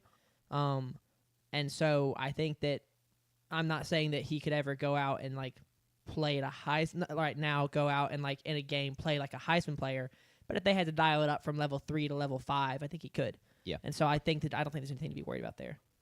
Not any major concern. I do think it is kind of weird that there's not even just like 1 or 2 a game where you're just like looking for it. And I think the main cause for concern with the Ohio State fans is it's a new play caller, and he's never called plays before, and Brian Hartline. So like, I think there's just some worry because they don't know. He's never done it, and they've not been too happy with the play calls as a whole. There's just some angst there. I'm not concerned because that's what happened last year. Sure. I felt like, at least. Statistically, it kind of backs it up. The only time Howard threw for 300-plus in Big Ten play last year was at Oregon, and they were incredible in that game, and he was. But other than that, the highest he ever had was 260, which he threw against Purdue. The next highest was 247 at Northwestern. But in the Indiana game, where Indiana was the 5th-ranked team in the nation, he threw for 201. The Michigan game that they lose, 175. At Penn State, he threw for 182. So that is kind of how they at least play through Big Ten play last year they relied heavily on their defense and their ability to run the football. That is again what they're kind of doing this year, just more heavily reliant on defense. But I wouldn't be concerned because that changed once we got to the playoff and we got to the big games when it mattered. Will Howard throws for 300 in like almost 0-degree weather against Tennessee. 319 in the Rose Bowl against Oregon. Essentially 300 against Texas, and then hits the shot that wins them the national championship to Jeremiah Smith in the fourth quarter. Yeah. They eventually, I think, will open it up, but I don't think that they want to try to do that, which I understand. I don't understand concern, but I understand being angered with it because it's not like it's not fun. If you're a fan of the team and you have Jeremiah Smith, Yeah. Cardell Tate, and you're not taking deep shots, it's kind of like Yes. I would be frustrated too. It's not like you're not playing with your toys. It's not what they were either previously, like pre-Will Howard with C.J. Stroud and Dwayne Haskins. Like, this was a team that really lit it up through the air, and that's why their receivers had such godly numbers. I mean, you think of, like, the Rose Bowl game with Jackson Smith and Jigba and his numbers in that game. Like, that is just something you wish you were seeing. But I don't think it's a concern because I think they could eventually get to it. Fair. I think Sayan has just as good of an ability to throw the football as Will Howard does. So Potentially even better. I mean, no, it's Yeah. I'm not trying to dog on Will Howard, but he was known more as kind of the running type quarterback. So I think it's something they'll get to. But for now, like, they only care about winning and stacking wins, and that's all they should and care they're doing about. that very well currently. Because ultimately, like, the only thing that matters to this team is the Saturday after Thanksgiving. Oh, and that's the 100%. only thing that should matter right now. So until then, I think they only care about stacking some W's so that they can get to that game. Fair. What- Another thing I want go ahead. I was going to say, do we want to talk about what's next for Washington? In just a second, Yeah. Go ahead. Another thing, Bo Jackson was up to 17 carries. His previous high, I believe, was 10. So kind of further evidence that room is becoming his, despite him being a freshman. Not that C.J. Donaldson, Peoples, they're fine. But I really like him. I think it's slowly becoming his job. He didn't necessarily have the best day from a yards per carry standpoint, but keep feeding him. He looks really impressive. So I like to see that. What's next for Washington? It's just simply, okay, you got beat. Ohio State's the #1 team in the country. Regroup and just rattle off a couple wins. You want to read off what their next games are? Yeah, so they are at Maryland, and then they'll play Rutgers on a Friday night. Then they go to Michigan, host Illinois, bye a week, was at Wisconsin, host Purdue, at UCLA, host Oregon, which is the big one. They host Oregon.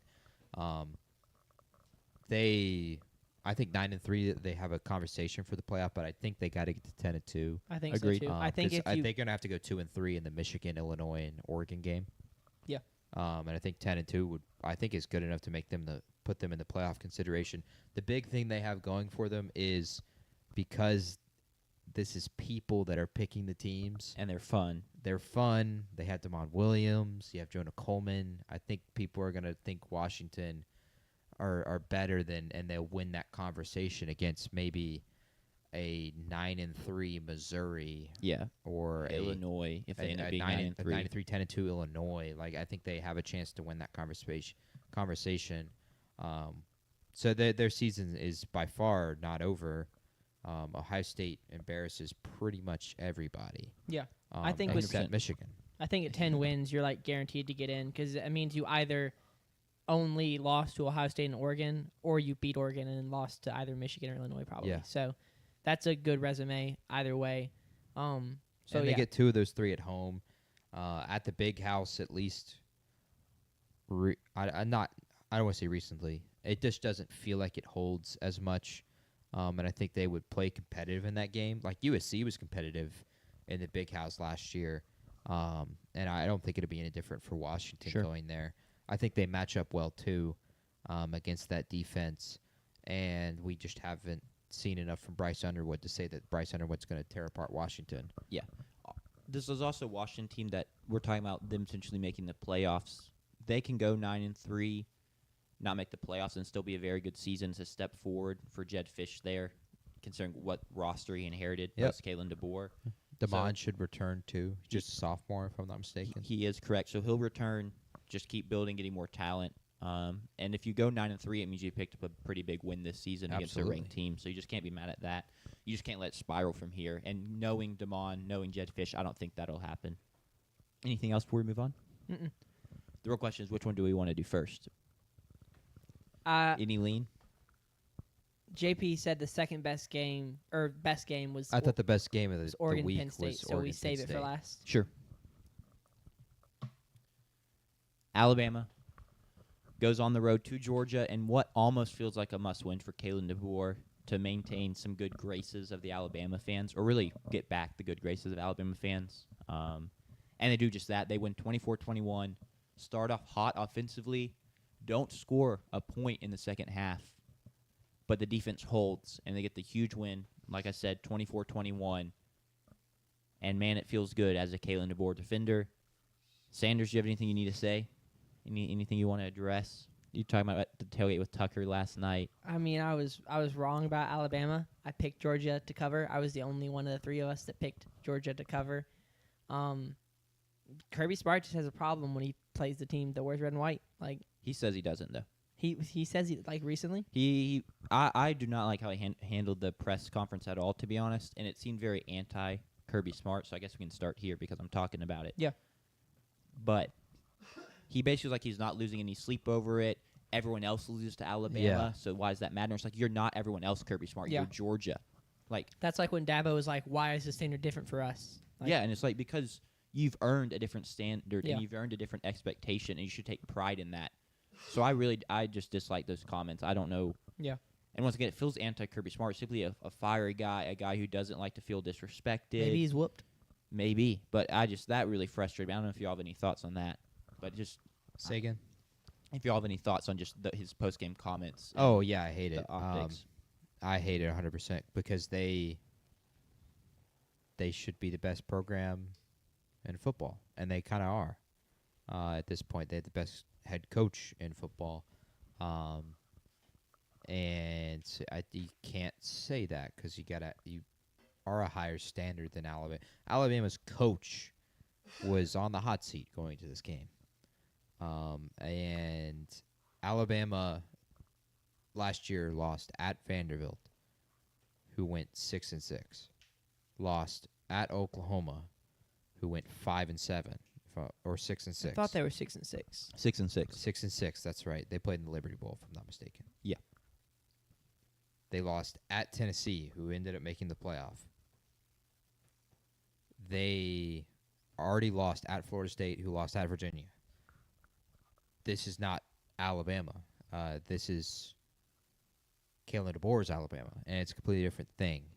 Now you're 0-2 against Kalen DeBoer's Alabama, and that's a problem. That is, you can't then come out and then say that, especially like you have beaten Alabama.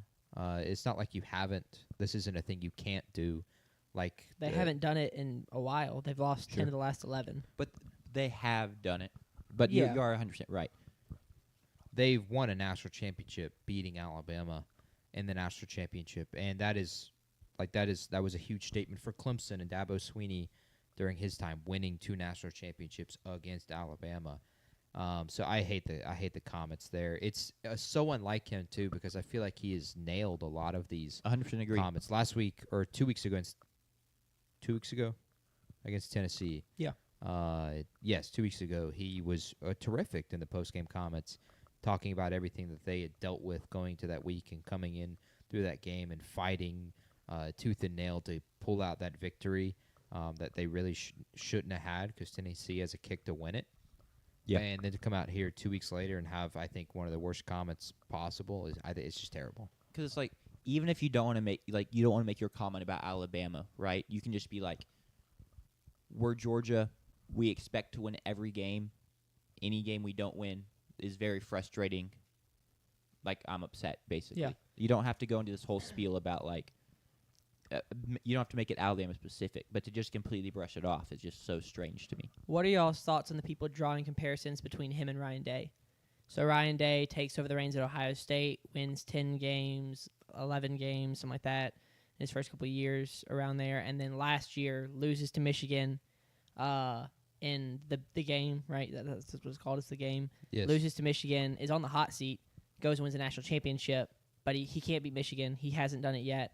And the reality is if he loses to Michigan again, he will probably be right back on the hot seat. And so people are like, well, Kirby Smart, like, he can beat everybody just like Ryan Day except Alabama. But I think the difference is like Georgia-Alabama is not a rivalry. I doubt that Georgia has a rivalry that is as bitter as the Ohio State-Michigan game. I don't know that anyone has a rivalry that is as bitter as that. It's one of the most like... It's called the game. Yeah, like it's not called good old-fashioned hate or whatever that rivalry game is called. But it is still very... it's nasty between those two teams. And so I think that's one of the reasons that the Georgia fans are not reacting in the same way as Ohio State fans. Because they don't view Alabama as a rivalry game. And also they have beat them in a big game, like you said, JP, 4 years ago, like on the biggest stage. You beat them on the biggest stage, correct. So I think that's the minor difference there between Kirby Smart and Ryan Day. And also Kirby Smart had kind of built the Georgia program, and so maybe there's some, like, he gets a longer leash and more respect because of that, whereas Ryan Day inherited the Ohio State program. So that's like, what are y'all's thoughts on those people and like that reaction? Because I feel like that's an overreaction. It's just it's hard for me to like even wrap my mind around that because I don't like I just don't feel comparable. So I guess I disagree. And considering how they started the job, I guess if you want to narrow it down to Kirby Smart can't beat Bama, Ryan Day can't beat Michigan. Like I guess that's a semi comparison. But there's a lot of people that can't beat somebody. Ryan Day just won a natty. Kirby Smart's already won a couple. But yeah, I don't really know if I agree with that. Yeah. I don't agree with it either. I think Kirby's won 2 national championships. He's never been on the hot seat. As far as I feel. I grew up in Georgia with Georgia fans. And my high school years were the ascending years of Kirby Smart. And even in the devastating ways that they lost, it was never Kirby's job was on line, because I knew also from growing up that the Mark Richt years and the years prior to that was Georgia was kind of a laughingstock. I also had the phrase of Georgia's gonna Georgia just as much as I have Falcons are gonna Falcon. It always felt like with any of the Atlanta sports teams, and outside of the Braves, I haven't felt that they were just gonna find some way to choke and lose a game, that they never felt like they were in games, that they were going to overperform in spots when they're not supposed to, and then when they're supposed to perform, they just don't. Yeah. And so I don't feel that way about Kirby. The way they've built that program, they're the best program in the country in my eyes right now. So I don't feel the same way, because I've never felt like he was on the hot seat, and he still shouldn't be for a while. Yeah, I'll just tied up with this. At Ohio State, you can be on the hot seat for the one game, and you basically said this, but like, I don't think you can be at the hot seat for losing the one game at Alabama at Georgia. It just doesn't mean that much. As long as you take care of business, otherwise you're going to be just fine. And into the game, I don't think they should feel bad. Like this game they should have won. That you dropped the touchdown pass that would have put them in the lead. Yeah. Pretty early in the fourth quarter. You go for it on 4th down inside the 10-yard line, and you go quickly with tempo and are unable to convert. LT Overton just busts through the 2 freshmen, right guard and right tackle, just completely destroys them. And you're handing it off to Cash Jones too. So maybe you shouldn't have gone tempo there. Should have slowed down. I don't disagree with going for it. Yeah. Because you're Georgia, you can run the ball. But in hindsight, which you're is a large Georgia, part of you it, can run the ball. You don't need tempo to make it happen. I don't think you need tempo. I don't think you need to hand it off to Cash Jones. And I also don't think you need to run it at LT Overton with 2 freshman offensive linemen and a right guard and right tackle. So those mistakes kind of cost them. They locked up defensively in the second half, really took away the things that Ty Simpson wanted and he was getting in the first half. He was really picking them apart. Like Jam Miller coming back really didn't make any impact. They didn't run the ball well at all. Alabama, that is. But they were able to hit pretty big plays throughout the game. Jeremy Bernard has a touchdown. Isaiah Horton has a touchdown. Ryan Williams dropped a touchdown. It's crazy how quickly it's flipped. In the Alabama circles, now we are there's a huge article that came out that had like a ton of upvotes that we need to now start considering Ty Simpson for the Heisman. Nice. There are a bunch of people that feel that like Didn't he jump up to second? he probably did. I don't know. I don't have the odds off the top of my head. I haven't been following them, but they feel JP like not following sports betting odds. What is this? the Heisman odds. Yeah, I just don't feel that's not. I don't bet futures market. I bet games markets. As Jordan Love throws an interception. I am curious. The Trayvon Diggs. He got his one of his ascension baited. They feel that like, I'm actually surprised about how we played in that game. And then the Ryan Williams thing, they want to have conversations about Ryan Williams. So it's crazy how much that is flipped with how big of a win that was. On the Alabama side, I do want to say, man, what a win. They showed a ton of grit. You don't really know it until you see it. But putting them on the field with Georgia, you know that they have just as good of bodies, clearly, and arguably better physically. Sure. Imposing offensive line, imposing defensive line. Jam Miller is huge. Their receivers look just as good as the Georgia receivers. Ty Simpson looks better than Gunnar Stockton in that game, I'd say. Yeah. And so once you see that and the ball is kicked, then you realize, okay, this game's actually going to be pretty close. And the spread was right where it needed to be. Yeah. That these are two relatively even teams. But I do think Georgia lost this game by not taking advantage of their opportunities in the second half. Bama did what they needed to in the first half, but I think Georgia lost this game. I agree with that. I think Bama punched him in the mouth. Pass pro was great. It was great all night. It wasn't really an issue in the second half. They kept Ty Simpson clean, which has kind of been the one knock on Ty Simpson through his limited, playing time is he doesn't handle pressure very well. But they keep him clean. He picks him apart in the first half. And then Georgia's defense locks in. But the offense doesn't do enough. They drop the touchdown, like you said. They don't convert the 4th and 1. Those are the two biggest things of the game. And those are moments you expect Georgia to come through. And so for them to not, it's pretty frustrating. And Bama has to feel like they kind of got away with one in that sense. Because once again, those are moments Georgia converts on. Bama also finally had less penalty yards than their opponent under Kalen DeBoer. So shout out Kalen DeBoer's Alabama for that, I guess, for finally getting that done. But yeah, I think I can agree that I'm not trying to discredit Bama. They played a great game. But Georgia has to feel very disappointed with the way that one played out, which once again, not going back into it, but just makes Kirby Smart's post-game conference comments even stranger. Any thoughts, Sanders? Yeah, I was just gonna say, what's next? Alabama hosts Vanderbilt and game day this weekend. Opened up at 12.5-point favorites. Wow. Okay. So.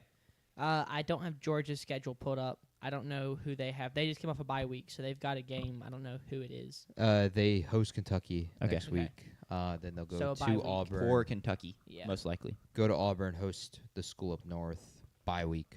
Gotcha. That Ole Miss Florida, game Georgia. is a big game. That's one I've got marked on my calendar. Real quick, going back, Georgia rushed for 227 yards, which is something else I love to see. Yeah. They weren't the rushing attack that we've seen from Georgia last year, and I think we can safely say that they fixed that this year. Bowen's got the bulk of the carries, but it's a very deep room, so you just kind of it feels like any given day who's going to be the one to hurt you. And they had explosive carries. Yes. As well. Like the Dylan Bell helps their numbers a ton, the 43-yard scamper, but Bowen's had a 43-yarder. Nate Frazier had a 24-yarder. Gunnar Stockton had a 20-yarder. Even Zachariah Branch had a 10-yard carry. So they're able to hit explosive ones on top of their ability to ground and pound and pick up 3.4 4 yards per carry, and that's a first down if you do it 3 times. So they were able to run it against a great front seven in Alabama. So going forward, I don't think Georgia should feel that bad. This is not a team that's going to lose 3 times. I don't think they lose to Ole Miss, and especially with having the Ole Miss game at home, the Texas game at home, they should feel pretty good.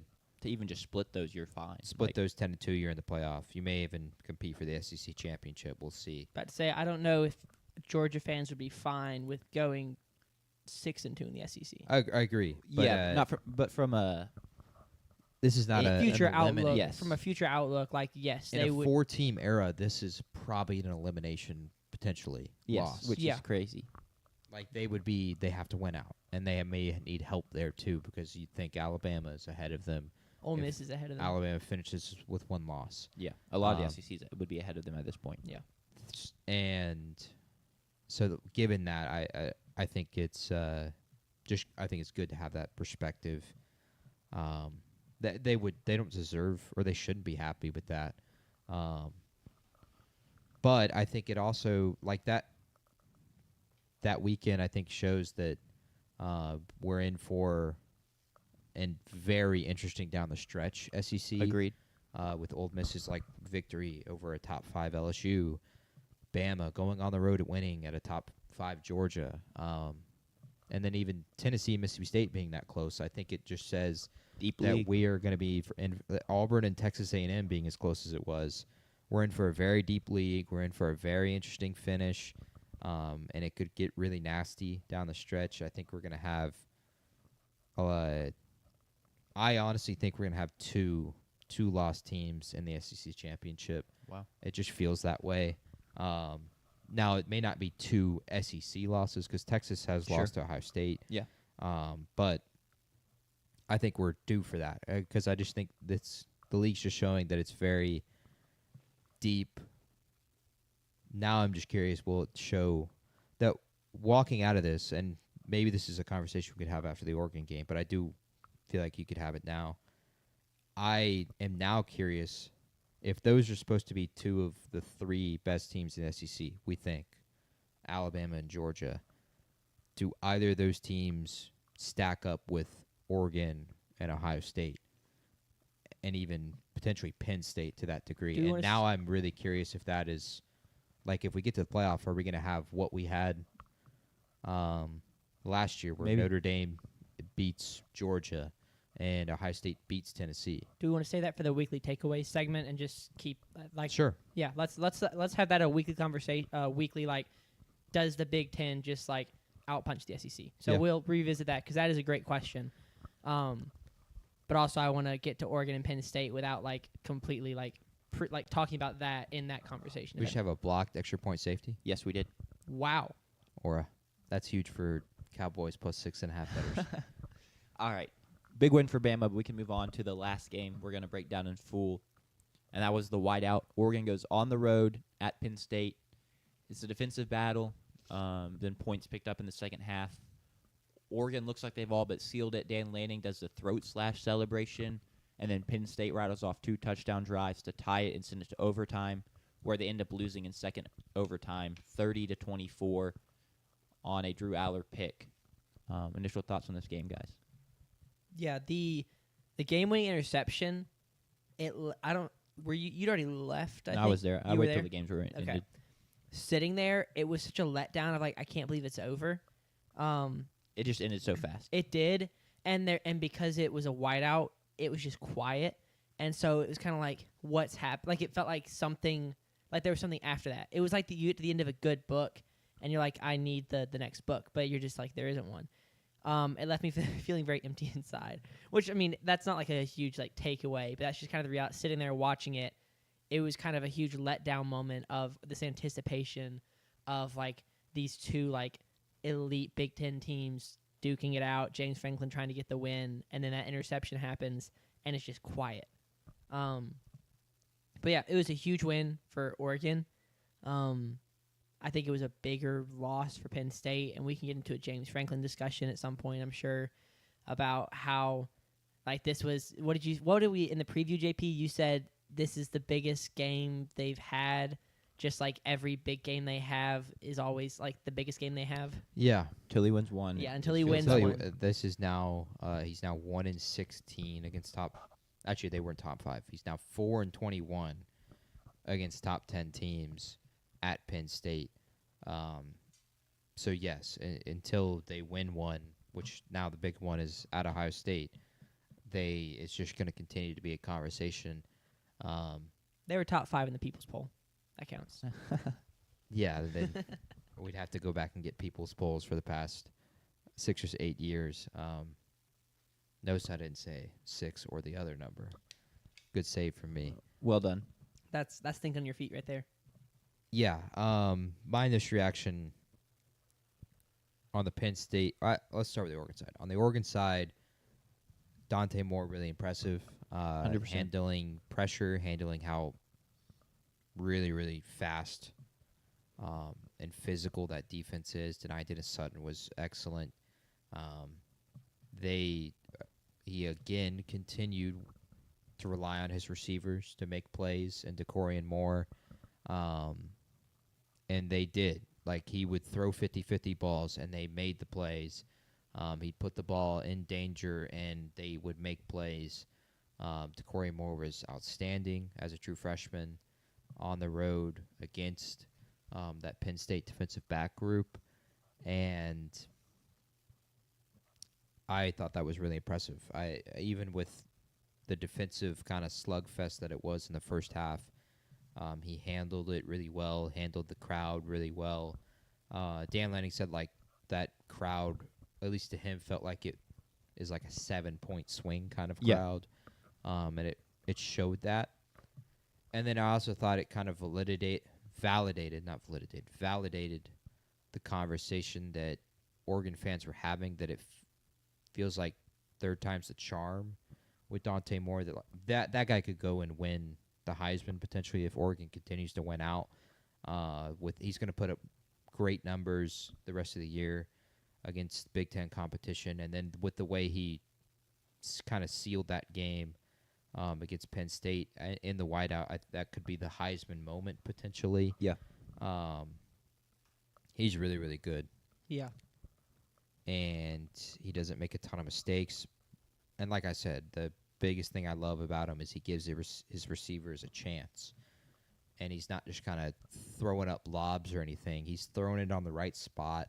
And really, like, he's making 50-50 balls, 60-40 balls. Yeah. And that is just something that only the really good quarterbacks can do.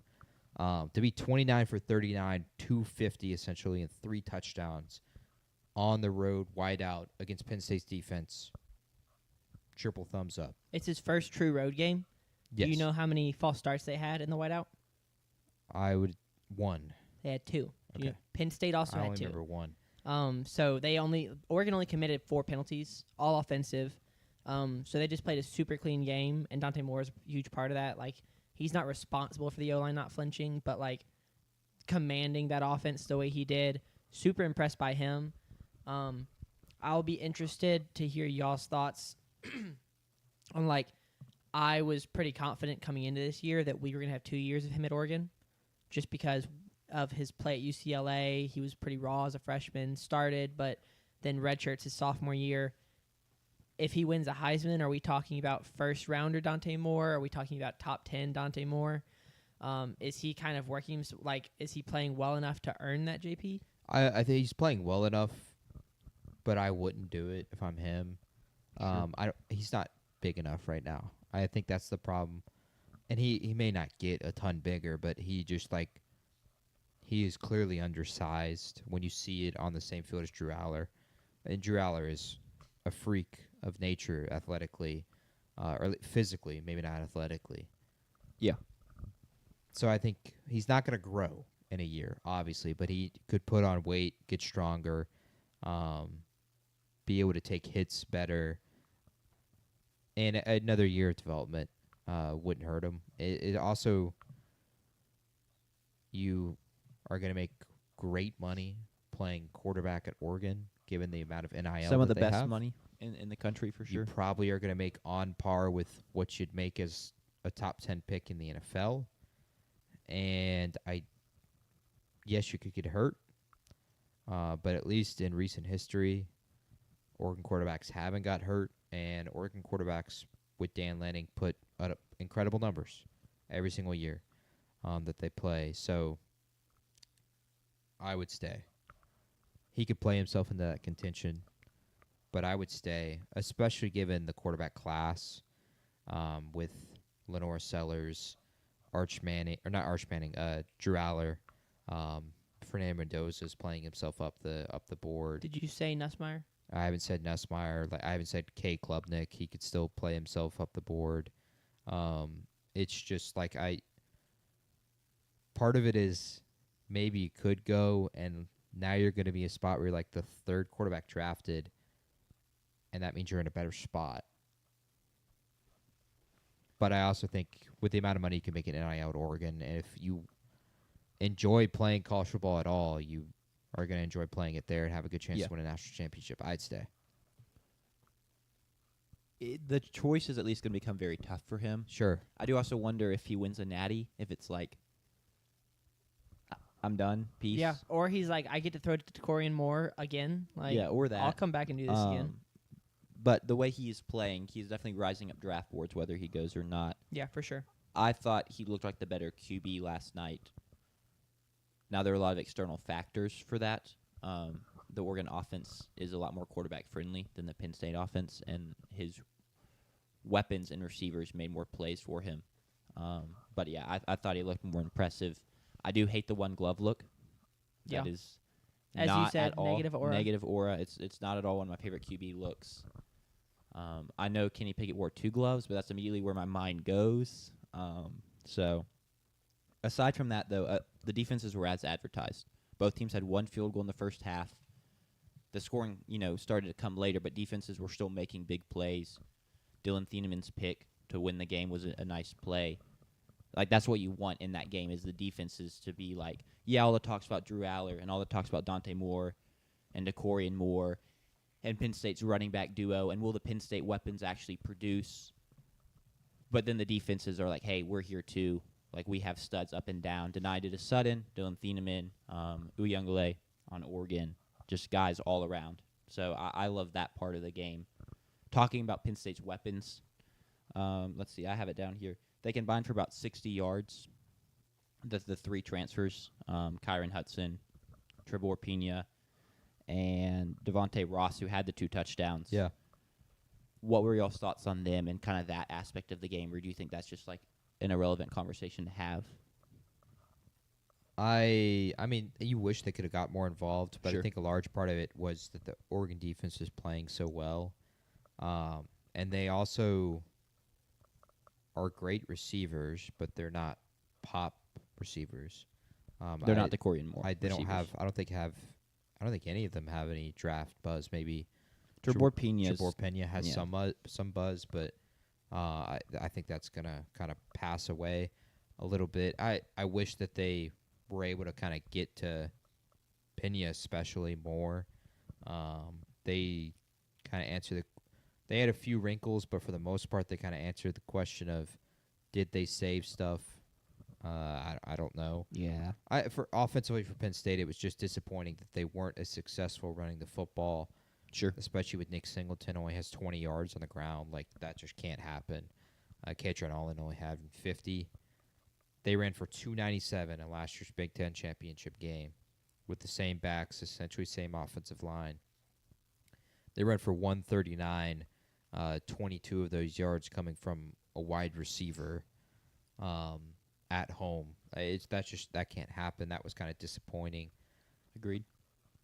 And I don't expect that to continue happening going forward, but it could happen against Ohio State, and that might be the reason they lose to Ohio State as well.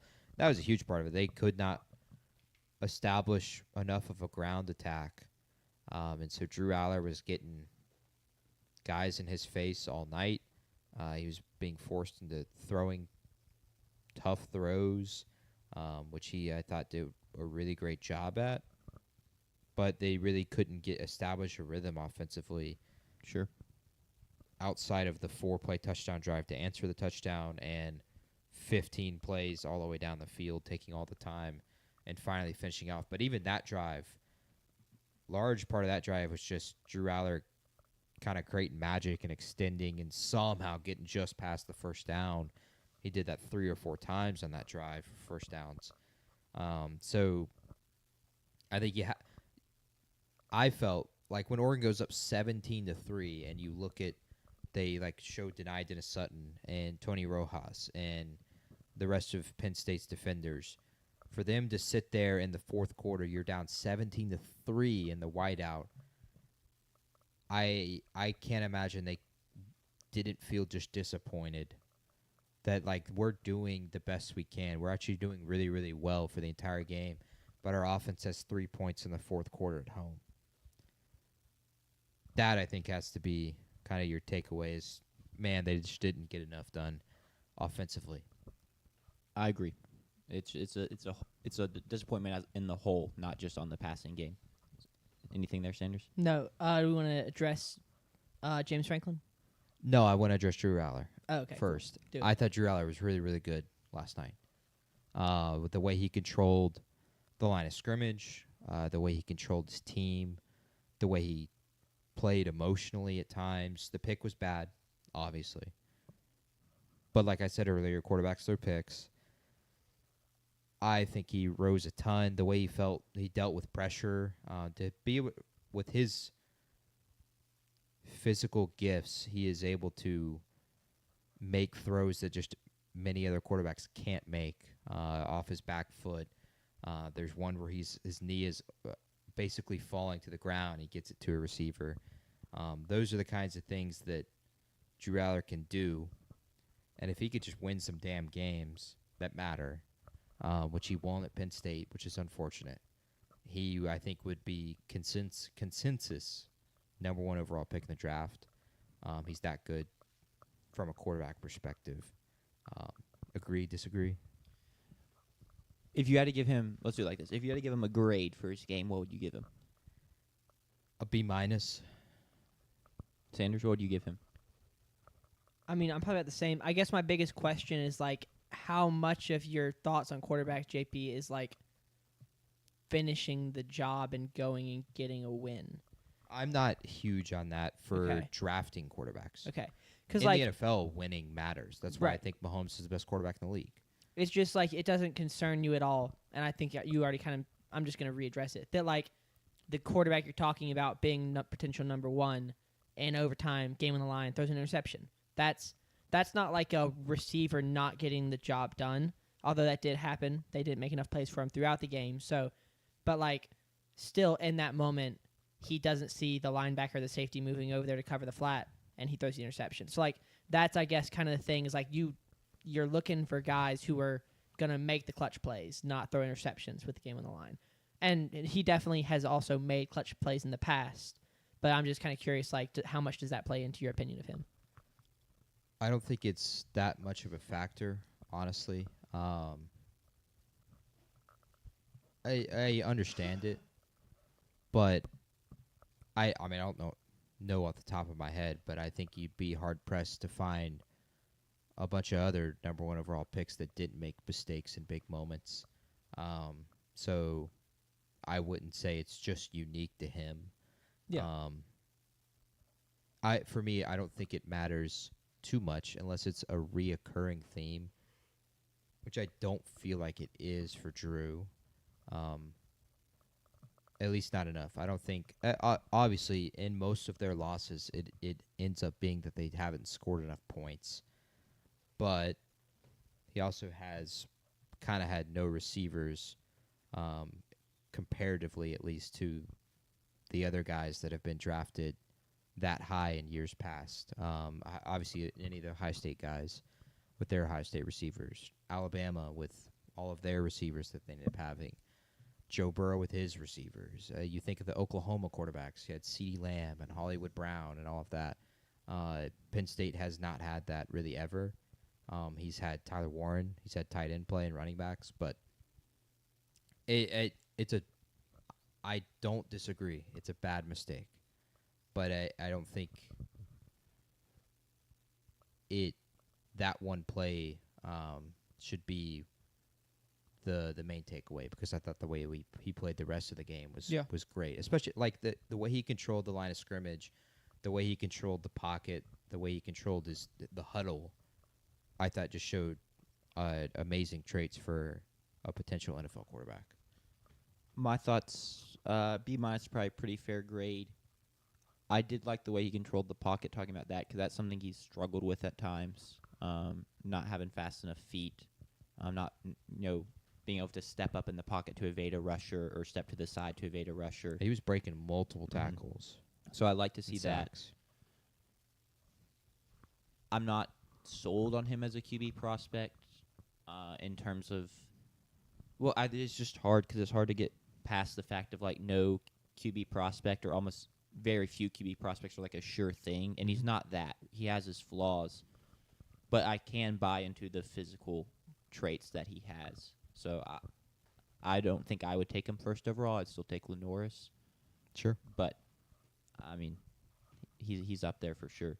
Do we want to talk about James Franklin now? Yeah, so, Andrew said he thinks there's a chance that the Franklin tenure could come to an abrupt end in the next couple of years. James Franklin has elevated the standard. He's made the standard at Penn State 10 wins, and the ceiling is 10.5, maybe 11 wins. And that's kind of one of the side effects of playing in the Big Ten, where for his entire tenure, he's either had to compete with Ohio State or in Michigan. You had Michigan State, who was really good in that 2015, making the playoffs. You have occasional, like an Iowa team that'll go 10-2.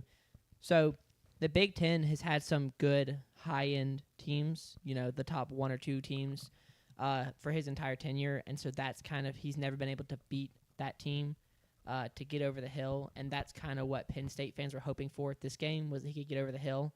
And he doesn't get it done. And I think my main point would be, like, who are you going to get that's going to come in and consistently beat Ohio State?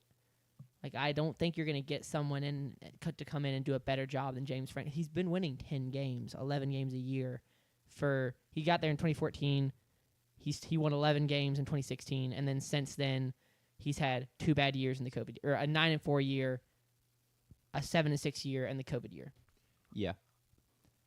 I agree that it's like who you're going to find that's going to do better, but fans don't necessarily work like that, right?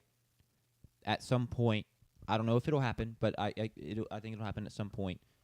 They will just get tired of the constant losing the big games. They were chanting after Oregon scores touchdown, go up 17-3. They're chanting "Fire Franklin, Fire Franklin" in the stands before Penn State responds with 2 touchdowns. I think it would be a mistake to fire him, but it doesn't work that way. My example is it's not a complete 1-to-1. But like Auburn fires Gus Malzahn because he can't consistently enough win the big games, and 9-3, 8-4, 10-2. Like, that's not good enough. And now look where they are. They're on their second coach after him. They've had 4 straight losing seasons. They're about to be on their third coach. In his final season, he won 6 SEC games. Gus Malzahn.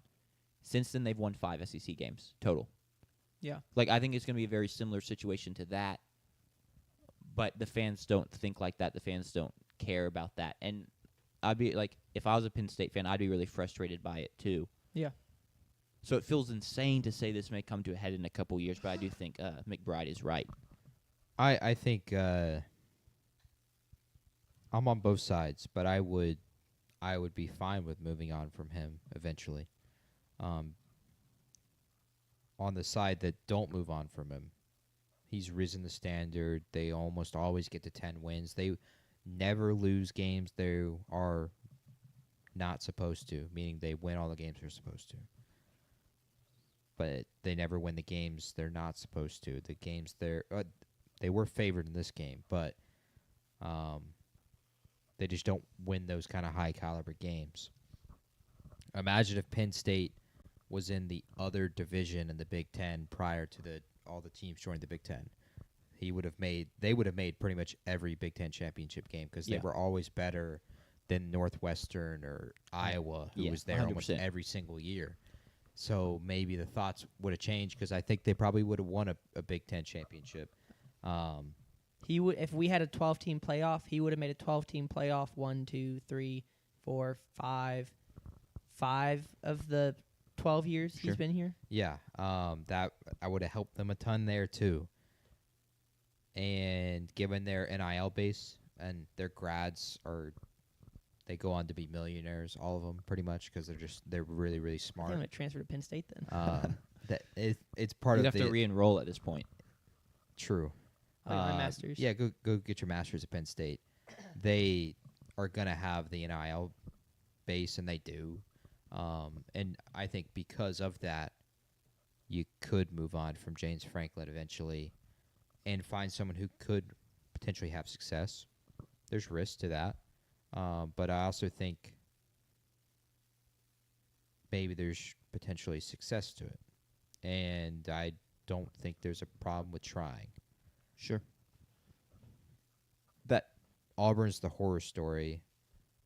I'd say like Texas eventually figured it out. Are they ever going to win anything? No, because they're Texas, Yeah. horns down. But they have figured it out.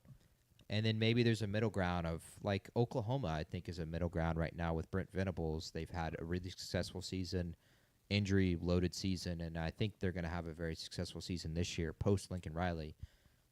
So there's middle ground. I think so. It's not just Auburn that's going to happen to you. I have another example.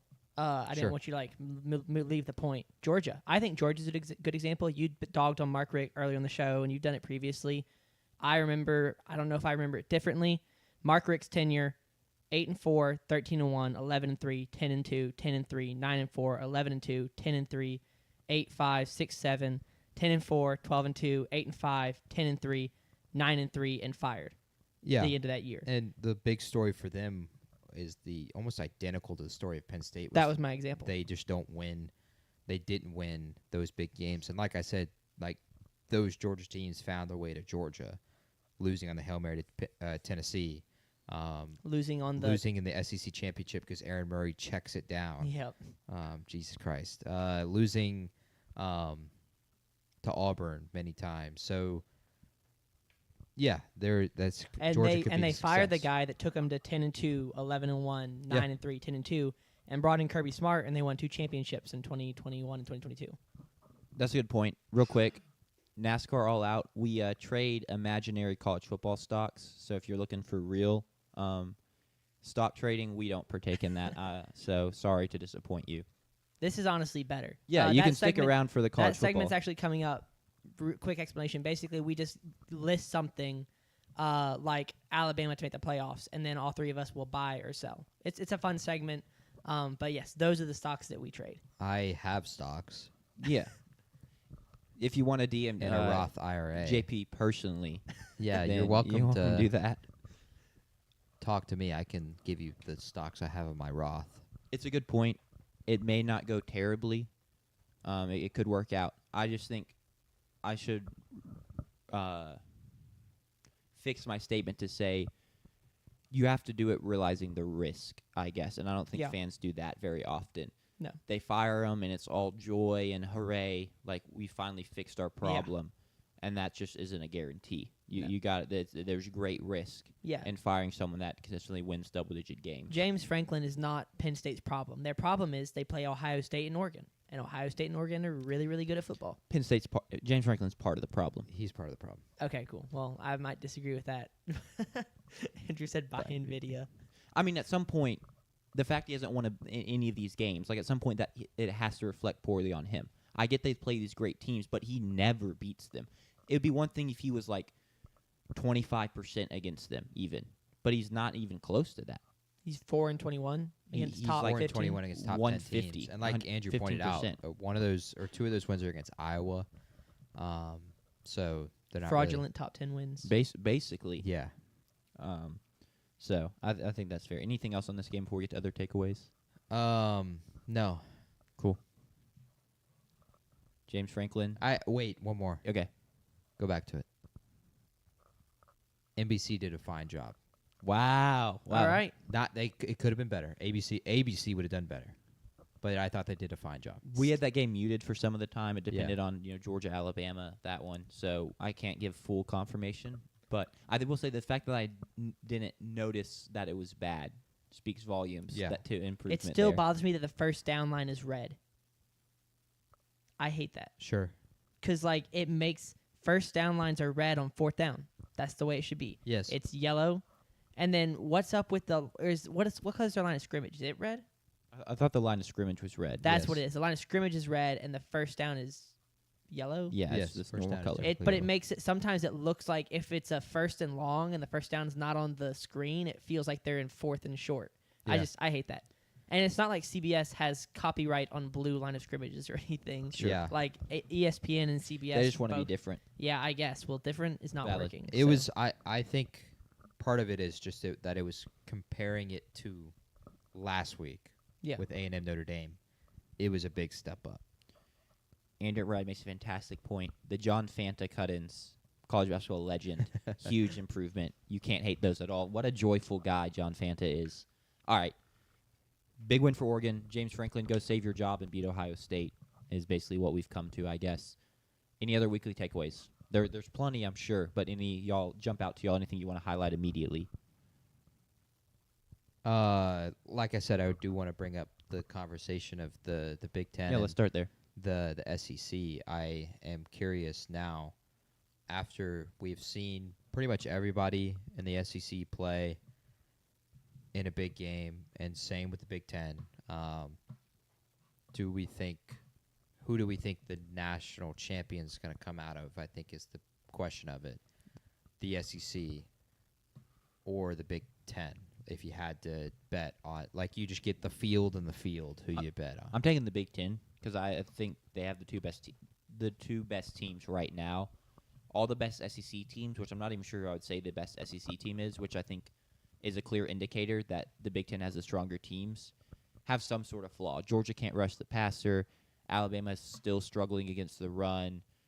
Texas doesn't have a functional QB right now, essentially. Ole Miss is Ole Miss, and so on.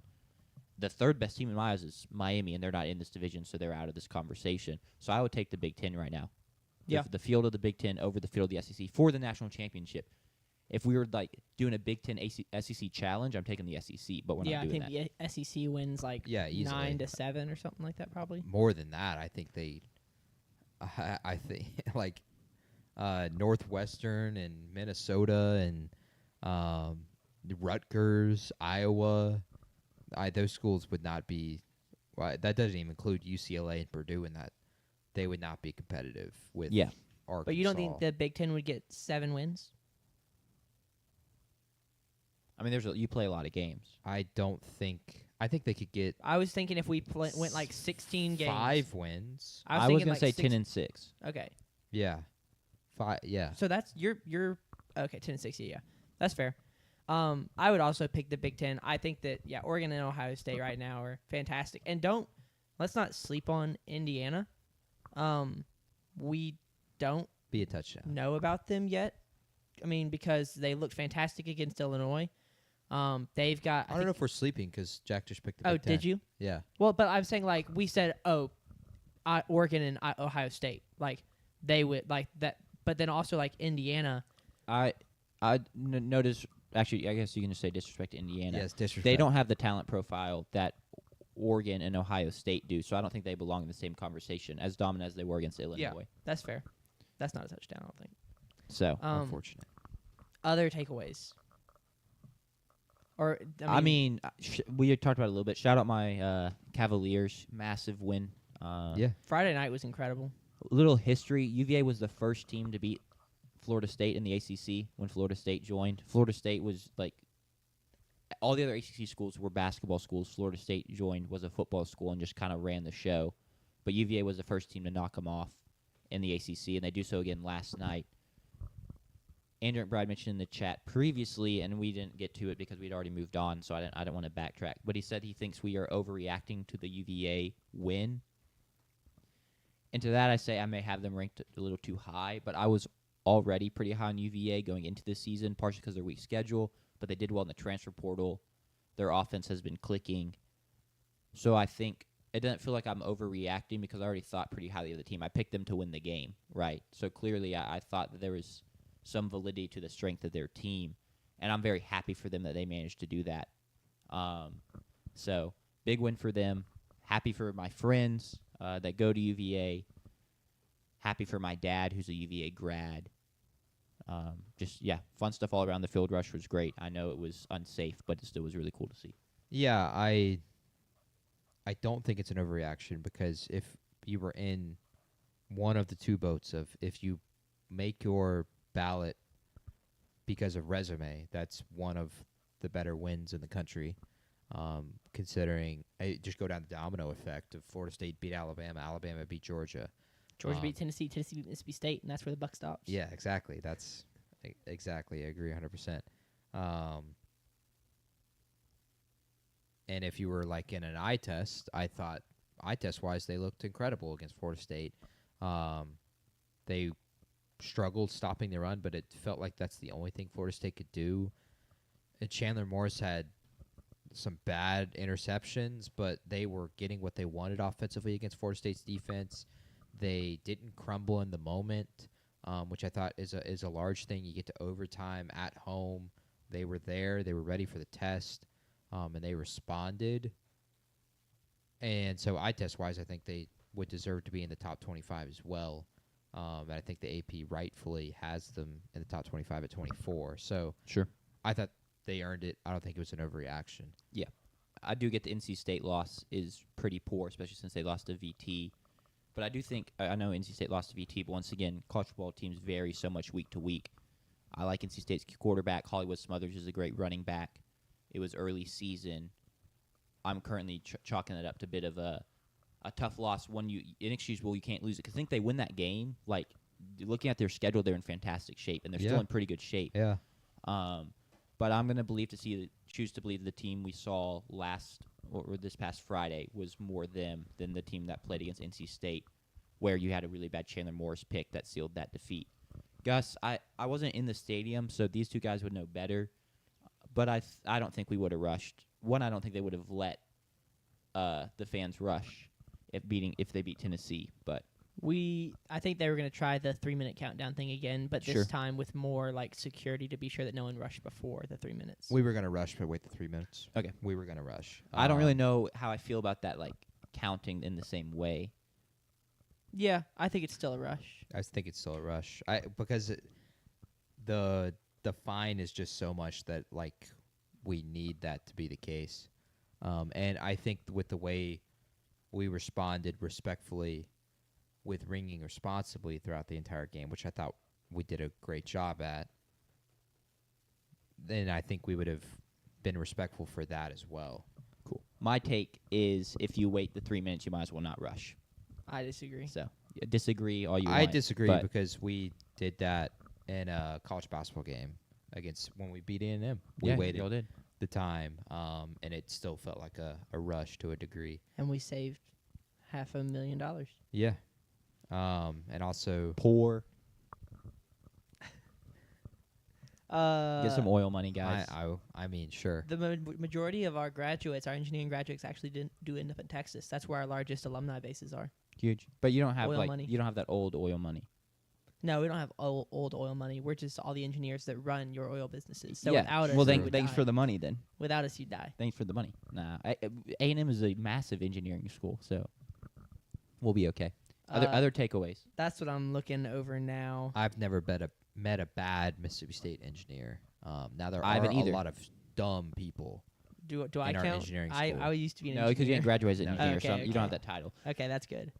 I'm blanking on his name. Mark Gronowski still did not have a passing touchdown, so that under 10 passing touchdowns is looking better and better. Man, I'm so glad I sold my car and everything, put all my money in there.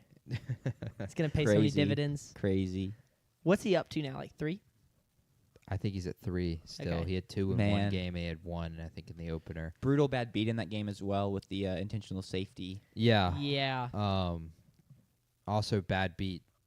We mentioned it earlier, but Wake Forest got cheated out of a win. Yes. That was complete BS. What happened? I didn't see that one. So Wake Forest leads 23-20 just on the positive side of the 2-minute timeout, as they call it in college football. It's 3rd and 5. Wake Forest. It wasn't even like a hard count. The Georgia Tech defensive lineman just is fully offside. They snap the ball. A flag is thrown. Ashford thinks he has a free play, throws it up. It's incomplete. For whatever reason, they picked up the flag. 4th down, Wake Forest had to punt. Haynes King drives the field, ties it. They go to overtime, and they lose in overtime.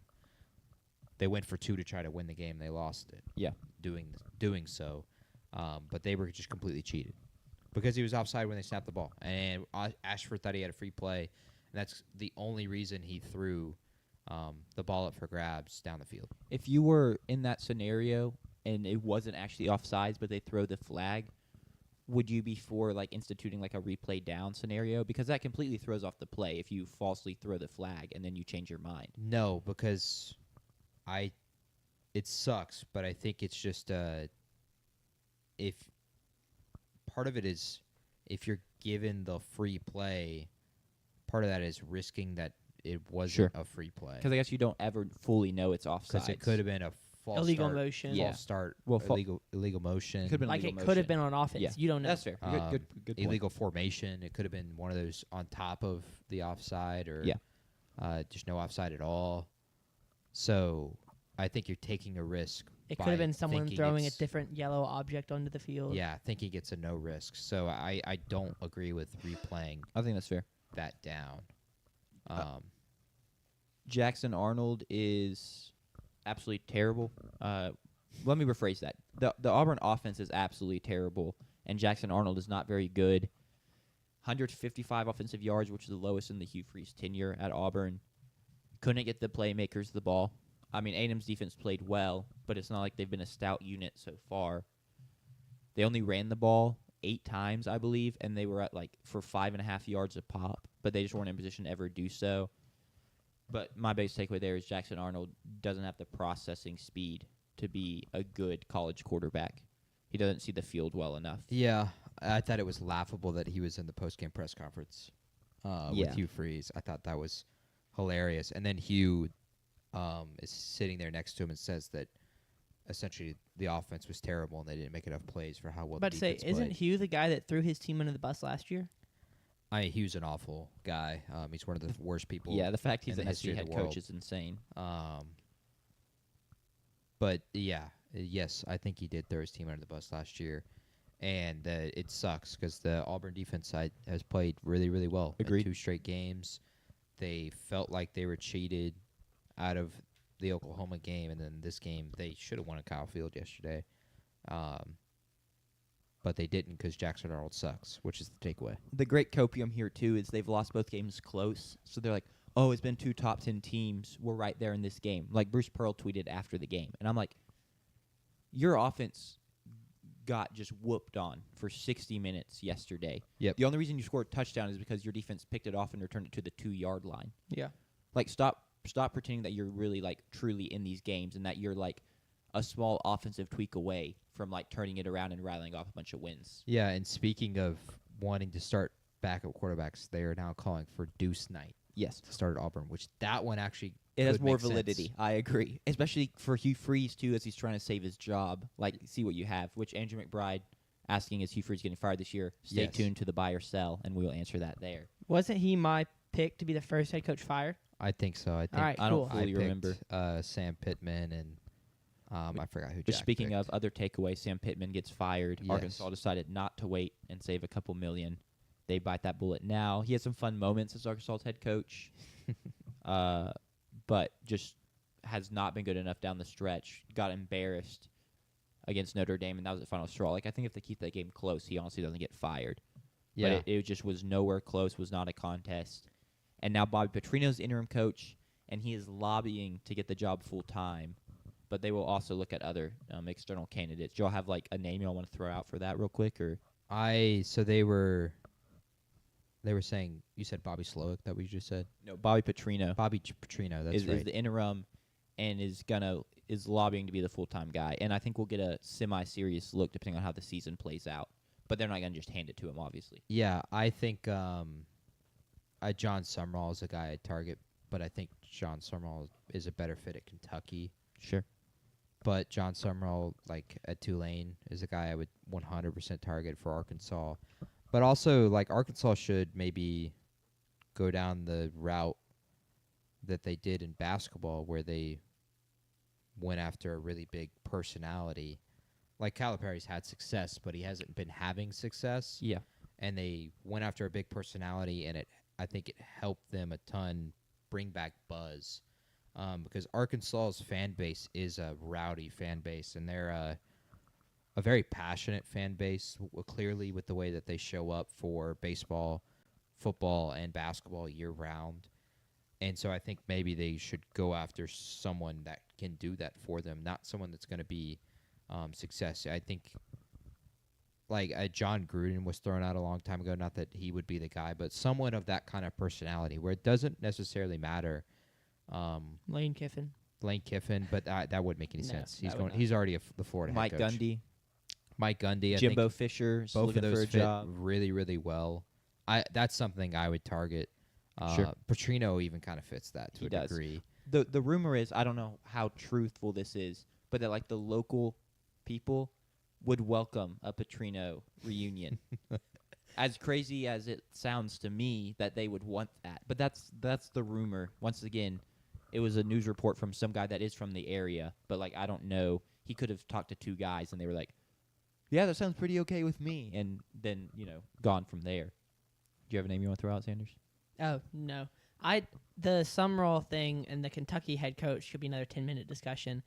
I don't think they can fire Stoops. It's too expensive. Yeah, it's like $40 million. It's also a lump sum payment. They don't get to do it Yeah. in like installments. Yeah. Yeah, it's 60 days after they fire him, they owe him 40-something million, and so it's luck. and it sucks for Kentucky because like this would be the perfect time to go get your guy Summerall from Tulane, but they won't be able to. I don't think Yeah. unless they can convince Stoops to retire.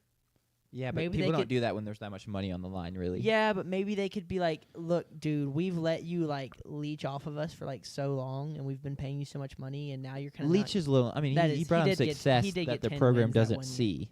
He did take him that 10 wins that 1 year. But like, I don't know. Maybe they could be like, hey, you're like we get along. You could be nice, because that's kind of what That's when they go. is we'll that make, what is that what Peyton did to New Orleans? Kind of. Yeah. But it was an NFL rule. The Broncos had to trade a pick for Sean Payton. maybe you That's could what just happened do a like, hey, we'll transition you into a lifetime contract as like an ambassador of the school. Yeah. Because they ended up making Calipari an ambassador of the school and gave him a lifetime contract. And so then you change his contract, and so he still gets paid, and he'll maybe not make quite that much money, but he'll get paid in installments for the rest of his life. Yeah. Maybe he'd accept that, but I still even doubt Is that. Calipari still an ambassador for the school? I think I'm going to go with no. Any other other takeaways? Yeah, my big takeaway is James Houston is better than Micah Parsons. The Cowboys won that trade. Wow. He just had the strip sack on Jordan Love that got the Gotcha. Cowboys the touchdown. I didn't Jerry's peep about to that. have his presser and be like, "Yeah, we saw the vision with James Houston, Sure. who I've never heard of before." Do we want to do stock market? Yeah, let's go do stock market. Yeah. Unless you have another takeaway, JP. No. Cool. All right. First stock market question. Buy or sell, Drew Aller will be one of the top 3 QBs taken in this draft. Courtesy of Chromie.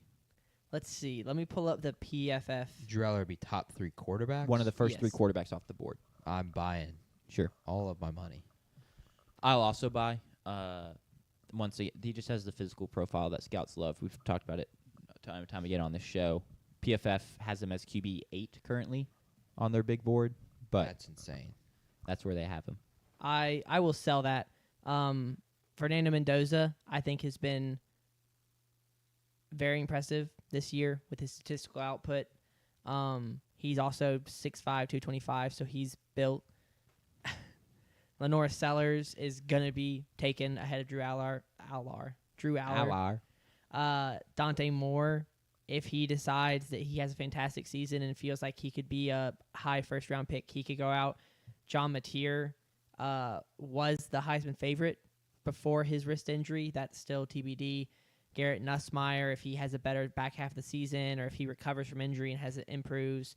Sam Levitt if he improves and kind of gets back to where he finished out last year. All these guys, like, there's too many guys that I think could very easily end up Carson Beck. Too many guys I think that could end up ahead of Aller for me to buy. So I'm going to sell that. I just think you said a lot of ifs there, and I don't think Drew Aller is an if. I think we already know what Drew Aller is, and there's an if he works in the NFL. Let me get it out here early. I don't know if Drew Aller is going to be elite in the NFL. Sure. Yeah. But I think he has all of the traits to be. And that's Andy McBride is saying he is Will Levis in the chat. Being Will Levis in college gets you drafted pretty high. Yes. Because the physical traits are there, and NFL scouts just love that.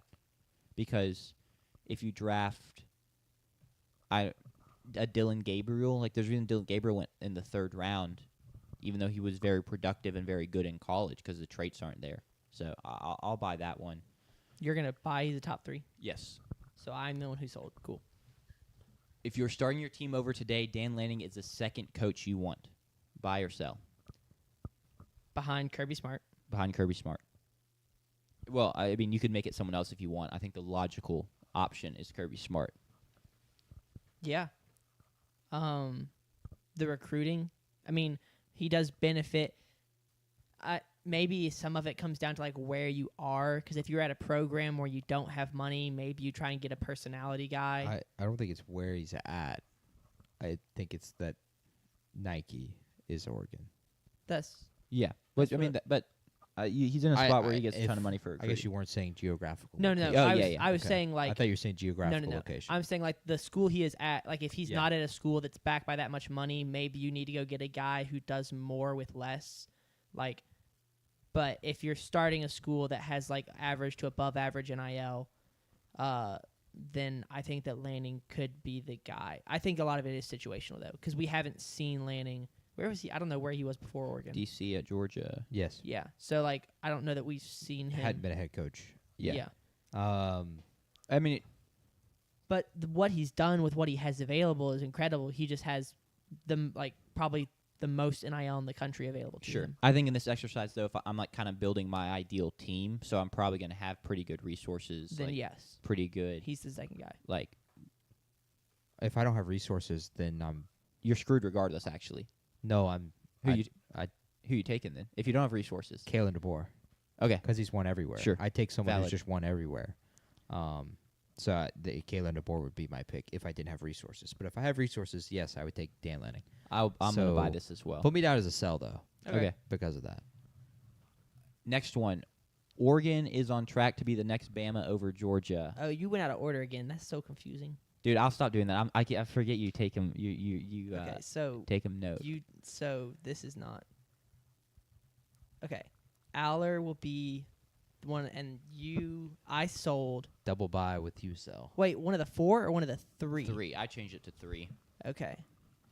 because I was on the fence, and then in my opinion, 4 was too generous. Though people would, I guess, disagree. Okay. But so you bought or sold? I bought. And then JP also bought, and then I sold. And then the other one, right here, you bought. Yes. And JP sold, and I bought. Yes. Okay, now you can continue, and I'll just whatever Okay. one you do, I'll just find it. Oregon is on track to be the next Bama over Georgia. Has been a bit of discourse I saw on Twitter last night, early today, and so I figured I'd bring it to the show. I can lead off. I'm going to sell because as good as Oregon's looked and as impressive Oregon's looked, they don't have a natty yet, and like that's kind of what Bama did is win natties. Yeah. So I'm not going to give them that over Georgia at this point. Yeah, they would have to win on the stage, I think, for that to be the case. And Dan Lanning is like 500, give or take, in his big games. And Bama was like 900. Yeah, 900. Yeah. Georgia, at least for the most part, has been, if they're not playing Bama, they have been 900. They're not playing Bama. They're like 1,000. They lost to Notre Dame. Yeah, that's true. So, yeah, I would sell as well. I don't think that's. I think it's a little bit too early for that. They win a natty this year. We could potentially revisit. Yeah, but I don't even- absolutely. they're far off of that. Yeah, I didn't even know if I could. Even then, they've only been good or elite for 2 years. Yeah. Maybe 3. It also just depends on, though, like, if Georgia loses first round of the playoffs again, it's another semi-early exit for Georgia. And I know that's insane to say, but, like, to be the next Bama under Yeah. Saban, like, you got to be just insanely dominant. So, but it's an easy sell right now. Yeah, I'm also gonna sell. You sold, JP? Yes. All right, next buy or sell. UVA will make the ACC championship game. What is UVA's? I'm pulling up. Currently UVA's already have an schedule. ACC loss. In my opinion, their 2 hardest games left are at Duke and at Louisville. Competition is Miami, Florida State, Yes. Georgia Tech. They have the head over Florida State. Georgia Tech not losing to Wake Forest hurts Yeah. because you got to think Miami is going to be there. Because even if Miami loses, it's really hard to see Miami losing 2 conference games. Kind of let alone 1 at this point, but it's Yeah. college football, so they could lose 1. So really it's just like, do you think they can really go undefeated the rest of the stretch, like the rest of the season, and And then assume hope that Georgia Tech Tech's loses gotta the game? lose one. Yes. And then who would have what would the tiebreaker come down to? Mutual common opponents. I don't know. I'm selling. They're 6.5 point dogs at Louisville this weekend. Sure. They have to take a trip to Cal. They have to play at Duke. So I don't think they get through the entire thing undefeated. I think there'll be 2 loss, potentially 3 loss. Yeah. I don't see it Yeah, right now. the 3 hardest opponents left on their schedule, Louisville, Cal, and Duke, are all on the road. So Yeah. I think they'll drop at least one of those. So I will also sell. I'm going to sell 2. I really, really wish they hadn't lost the NC State game. It's kind of already haunting them because I would buy if they were undefeated through this point, but I'm going to sell because as much as I like them, they're not good enough to make it through the rest of the stretch unscathed. Alabama will make the SEC championship, buy or sell. They just had a big win against Georgia. They do have a loss, but it's not in conference. SEC standings right now, Ole Miss is at the top, 3-0. Then you Yep. got a bunch of 1-0 teams. Wow. I'm gonna sell. Okay. I still don't like the And fact who that do you have making the SEC championship? Ole Miss, Okay. and then oh wow. probably. Well, okay, sorry. I think Ole Miss. There are a lot of teams that I would pick to make it over Alabama. Ole Miss would be one of them. Okay. Missouri. I don't know Missouri's schedule off the top of my head. I don't like the fact that Alabama still has to play so many like true dual threat quarterbacks, which is something that we've seen them struggle with. They handled Gunnar Stockton, but I still have concerns about Alabama's defense because they looked great in stretches last year and then would drop eggs. Sure. So Yeah. there are I teams, think the book's still out on them as a road team. yeah, and they're still got like tough road matchups. They're they at have to go to Oklahoma. Auburn and Or while they host Jackson, Oklahoma. No. They're at the Cocktober, the Iron Bowl, yeah, and then they're at Missouri. and Jackson Arnold cannot throw, but he can still run, and that's He what's- cannot run. He cannot run. I'm gonna say that I've watched him multiple weeks. He physically can run, but he doesn't have the vision to like pick the lanes out of the pocket and get out. I'm not scared of that. They're that not roadie. losing the Iron Bowl. Okay. Sorry to come off so strong. It's just something that No, I've you been good. really passionate about because he did run all over Baylor. I Yeah. get that, and so I was like, oh wow, like you at least have his legs. Watching these past couple weeks, he doesn't have the vision to pick out the running lanes Yeah. and like the knowledge of when to run. He's become a guy that is more content to sit in the pocket and get sacked after 4 seconds than run. Yeah. You got to go to Missouri. Bo Perbula can run. Play Tennessee and Joey Aguilar. That's a home game, which is nice. JP pointed out they have to go to Cocktober. LSU at home. I think they'll win that game. And then you have to play Oklahoma at home. And if Mateer's back, Mateer's fully healthy, Mateer can very easily carry that Oklahoma team to a win. So I'm gonna sell on Alabama making. Then, if you don't mind, pick 2 to make the SEC championship. Well, then I got to look at schedule. Okay, let me Off the cuff. Off the cuff. To be Off fair, the- I won't I'll hold you I'll to pick it. 2 as well. Okay. Oklahoma. I still really like Oklahoma. Sure. If you said Mateer is expected to be back by Red River rivalry. He would not be 100%, but yes. Okay. Oklahoma. He won't have thrown, I don't think, a football until the Friday before. That's like the day before. Yeah. But he's throwing football all his life. True. Come on now. Yeah, it's like riding a bike. You never forget. Oklahoma, and then just because I'll say Ole Miss because they're already 3-0 in the SEC. They just have a huge lead, and a lot less. They have a lot more room for air. I don't know. They've got an advantage in the fact that they are 3-0 in the SEC. So I'll say those two teams, Oklahoma and Ole Miss. Sure. I'm going to buy because I agree the back part of their schedule is daunting, but you're in the SEC, whose isn't. And we already talked about it on the show. JP mentioned it. The teams in the SEC championship are going to have some losses. Yep. So I loved what I saw yesterday, and they won one of their biggest tests. So I'll take Bama to make it. And if I had to pick another team, it's really tough. But honestly, give me Georgia. Yeah, I'm buying, and I'm taking Bama, Georgia as well. I think those are the two teams that'll be in the SEC championship once again. They've got what they need, at least from a schedule perspective. Georgia has the breaks where all their games are at home. Yeah. And you've already played potentially your two toughest games. Yeah, and Bama's road games are Cocktober, but South Carolina's look bad. Kind of were in a game with Kentucky.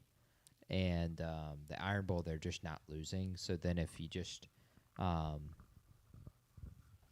win at Missouri, which I think they should, they just won at Georgia, then I think they'll be right there. Even if they were to slip up at home against Oklahoma, I think it's Bama, Georgia.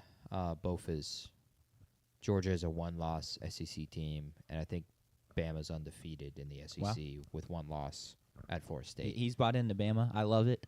Now we'll say this, and they'll go lose to Vandy this weekend. Yeah. No, I don't think they lose to I don't think Vanderbilt so this either. weekend. I think Diego Pavia gets wrecked. But I buy. If it wasn't a revenge game for Bama, I'd feel a lot better about Sure. this iteration of Vandy, like being frisky in Tuscaloosa. No one wins at Tuscaloosa, But though. yeah, and they are pissed about last year still, I'm sure. So, all right, next one. Dr. Shin will have material ready for the Texas game. Buy. I will also buy. I can confirm via sources. Via Yeah, source. Not just sources.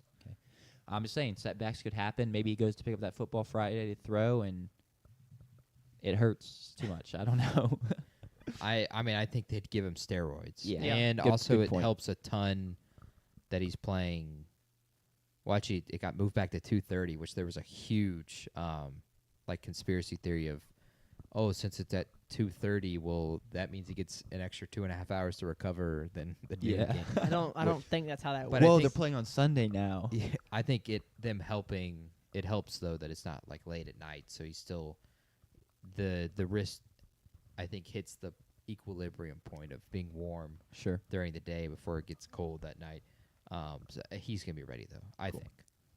Yeah, I think Per source says. I think he's going to play. Now it may not go well, Yeah. but he's gonna play. The memes were good this week. I had to include it. Hugh Freeze gets fired after the season, or fired. He could get fired during the season, but he just will not be the head coach for Auburn next season. His buyout's about $17 million. I looked it up pre-show. Mm-hmm. Buy or sell? After this, can I if I buy, do I win if he gets fired in the season? Yeah, that's what I kind of meant it. Like, as long as he is not, you're buying that Hugh Freeze There's will a not be new- Auburn's coach next season. Yeah, I will buy Hugh Freeze not He being could get Auburn's head fired coach next year. week, and you would Yeah. cash in the stock, I guess. Yes, I will also buy. Or not also. Well, I'm I'm buying. Okay, cool. Jack's buying. I'm buying. I'm buying as well. Their next two games, they host Georgia and Missouri, and I think once they lose those two games at home, he'll get fired. I was kind of surprised to check and see his buyout being only $17 million. I kind of expect to look and be like, well, I thought they were going to fire him, but this buyout is pretty scary. $17 million in this day and age is really not that bad, and it's no lump sum payment like Kentucky's $40 million either. So I think that's a fairly easy buy. They're not moving in the right direction at all. It'd take a miracle for that to turn around. I threw one on Yeah, I here at like the it. end. It's a good one. I might want to change it to UCLA goes 0-12. Because if you look at their schedule, it's rough. I kind of like this one, though, because we can talk about other bad Power 4 teams. Okay, that's cool. But, if I had to buy or sell, UCLA to go Who's 0-12. They're their- currently 0-4. They're going 0-12. They have to play Penn State at home. The worst team they played. They go to Michigan State, Maryland at home, at Indiana, Nebraska at home, at Ohio State, Washington at home, and at USC. Maryland's their easiest game. Maryland is their easiest game. I think that I would buy UCLA to go 0-12. Yeah, I don't think I would buy UCLA to go. I feel like if you buy that, you have to buy that they're the worst Power 4 team. Yeah, that is the thing we're buying and selling right now. Is UCLA is the worst Power 4 team. Which I'm trying to think of other teams I throw in contention. To be honest, 'cause I was like, I want to be able to talk about other teams. Kentucky. But Kentucky's got wins. I mean, UCLA doesn't even have that. Yeah, I think Kentucky would beat UCLA pretty handily because pretty much everyone beats UCLA pretty handily. Every other Power 4 team has a win. Yeah, I'll say they're the worst Power 4 team. Is Bad Bunny actually at the Super Bowl? Is that what's being Live in the confirmed? chat via Abby. That's not what my source had a week ago. I don't know who is Bad Bunny. Bad Bunny to headline the Super Bowl halftime show per USA Today, E! News, the New York Times, I think they announced it at halftime of this game. and Rolling Stone. Bad Bunny did appear on the screen, so that would make sense. I just wasn't Yeah. paying any attention because, I'm locked into what we're doing. I'm trying to. Yeah, UCLA. I'm looking at other bad teams. Oklahoma State. Maybe there's an argument they got to win. I don't know who their win is over. They are the best team I think we've thrown out so far, but I still would pretty comfortably take take UCLA. Not Penn State to be the worst Power 4 team. Oklahoma State's win is over UT Martin. Yeah, That's a big one. yeah. Skyhawks, I believe. Yes. I mean, UCLA's they played New Mexico and UNLV. They did not play an FCS team, I don't think. Correct. Sure. How many they played? I mean, they 8? played 9 conference games. 9 conference games in Utah, UNLV, and New Mexico. So I mean, they didn't schedule an FCS team, which kind of hurts them because UT Martin is an FCS team. I'm not sure they would beat an FCS team. I think they It depends on which one you schedule. If you schedule Alcorn State, Yeah, if you schedule Nico would probably look like Peyton Manning against Alcorn State. what's your boy Quasi Gilmore? He probably would look like Megatron. Megatron. That's exactly what I was going to say. That's funny. Calvin Johnson. Yeah, I'm buying that they're the worst Power 4 team, and I'm also buying that they will go 0-12. Did you officially buy or sell, JP? I'll buy that they're the worst Power 4 team, but I think they win a game. You think they beat Maryland at home? I think that would probably be the most likely win is. Okay. But maybe like USC just drops the bag. No way. I mean, it's completely possible. I'm adding UCLA. It's- UCLA goes 0-12. I mean, is the USC. second. I'm Lincoln not Riley buying hasn't that had him. one. Are you buying UCLA? Are you buying them to go 0-12? Yeah, I'll do it. Okay. Why not? I don't think they'd beat USC. That'd be crazy. But yeah, it'd be kind of crazy. Well, that's the end of the segment, and unless you all have anything else to say, that's the end of the show. Bad Bunny shouldn't be doing the halftime show. Oh, I meant to say it during our Tennessee thing. I didn't like the Tennessee fans cheering while their players were hurt. That bothered the heck out of me. You probably couldn't hear it, but basically, Well, I heard they were singing Rocky Top. You told me. yeah. But they would score a touchdown, and then one of their players would be injured, and they would just be singing Rocky Top for 2 minutes while all of our fans were being quiet. Well, I've heard it has healing powers. So I didn't feel that way sitting in the stands Well, when those okay, things were here's- occurring. But here's so when players are hurt on our end, we don't play loud music. We don't play videos. The band doesn't play. Like being in band, every time that any player is injured, we all sat down. Like we didn't. The band stands the entire time. When there's an injury, we sit down. And I wasn't a huge fan of and state fans don't ring. They're not ringing cowbells and cheering when other teams' players are injured.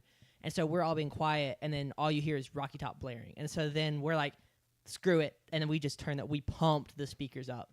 And that made us look like, I don't like how that looks optically. I don't think it looks great to be having the DJ, yeah, while there's a Tennessee guy on the field with a I thought it tornado was a seal. one-off, and I thought it was a road game, so it was different. Having been to the Tennessee game last year, they didn't do that at the Tennessee game. That's fair. I just thought I it was. just thought it was a one-off road environment. yeah, The entire fan base may not know that there's a guy down there hurt. when and he's there's- sitting in between the hash marks, Yeah. I feel like you can probably see him. No, but Okay, they- at least he's sitting though. Like it's one thing if like Sorry, lying. I Okay. meant as he is located in because between. the if hash he's marks. sitting, then it's like, okay, he's probably just cramping. If he's like lying and like the cart's out and you're Also, screaming I Rocky saw Top. I saw something weird on Twitter. I saw a State fan call him out for that, and a Tennessee commented, "Oh, so not everybody knows then." Like, what does that mean? Like they have some inside joke. Like they I'm telling you, Rocky Top has healing powers. That's apparently Tennessee we're fans unearthing. think that. I didn't follow up on that thread to try and figure out what was going on, but apparently Tennessee fans have an inside. It's a Gotcha. tradition. They sing Rocky Top when their players are hurt. It is a cool campus, cool environment. So I understand. Oh what? Gotcha. Cool campus, cool environment. Oh, Cool campus, cool environment. I have two things to say. Knoxville, that is. Auburn was a Sarah McLachlan special, which feels very fitting. And the Yeah. Eagles did not complete a forward pass in the second half of today's game. Also true. So, fun stuff. Anything, JP, before and we they sign won. That's crazy. Yes, they did win. And I also would like you guys to apologize to Baker Mayfield off? For what? for doubting him. They didn't win the game. They lost. He had a chance for a game-winning drive and didn't get it done. All right, I will hold you guys to quarterback win standards from here going I forward. love Baker Mayfield. I literally have him He's in a dog. fantasy. I wish he came through for us because we needed that cover. Yeah. True. He fought his butt off, I thought. Yeah. He's a dog. Okay, good. Then that works. I'll apologize. Okay, apologies, Baker Mayfield, for disrespecting you in jest. Because look, probably if he heard I was disrespecting him, he would show up at my Yeah. house at night and like Yeah.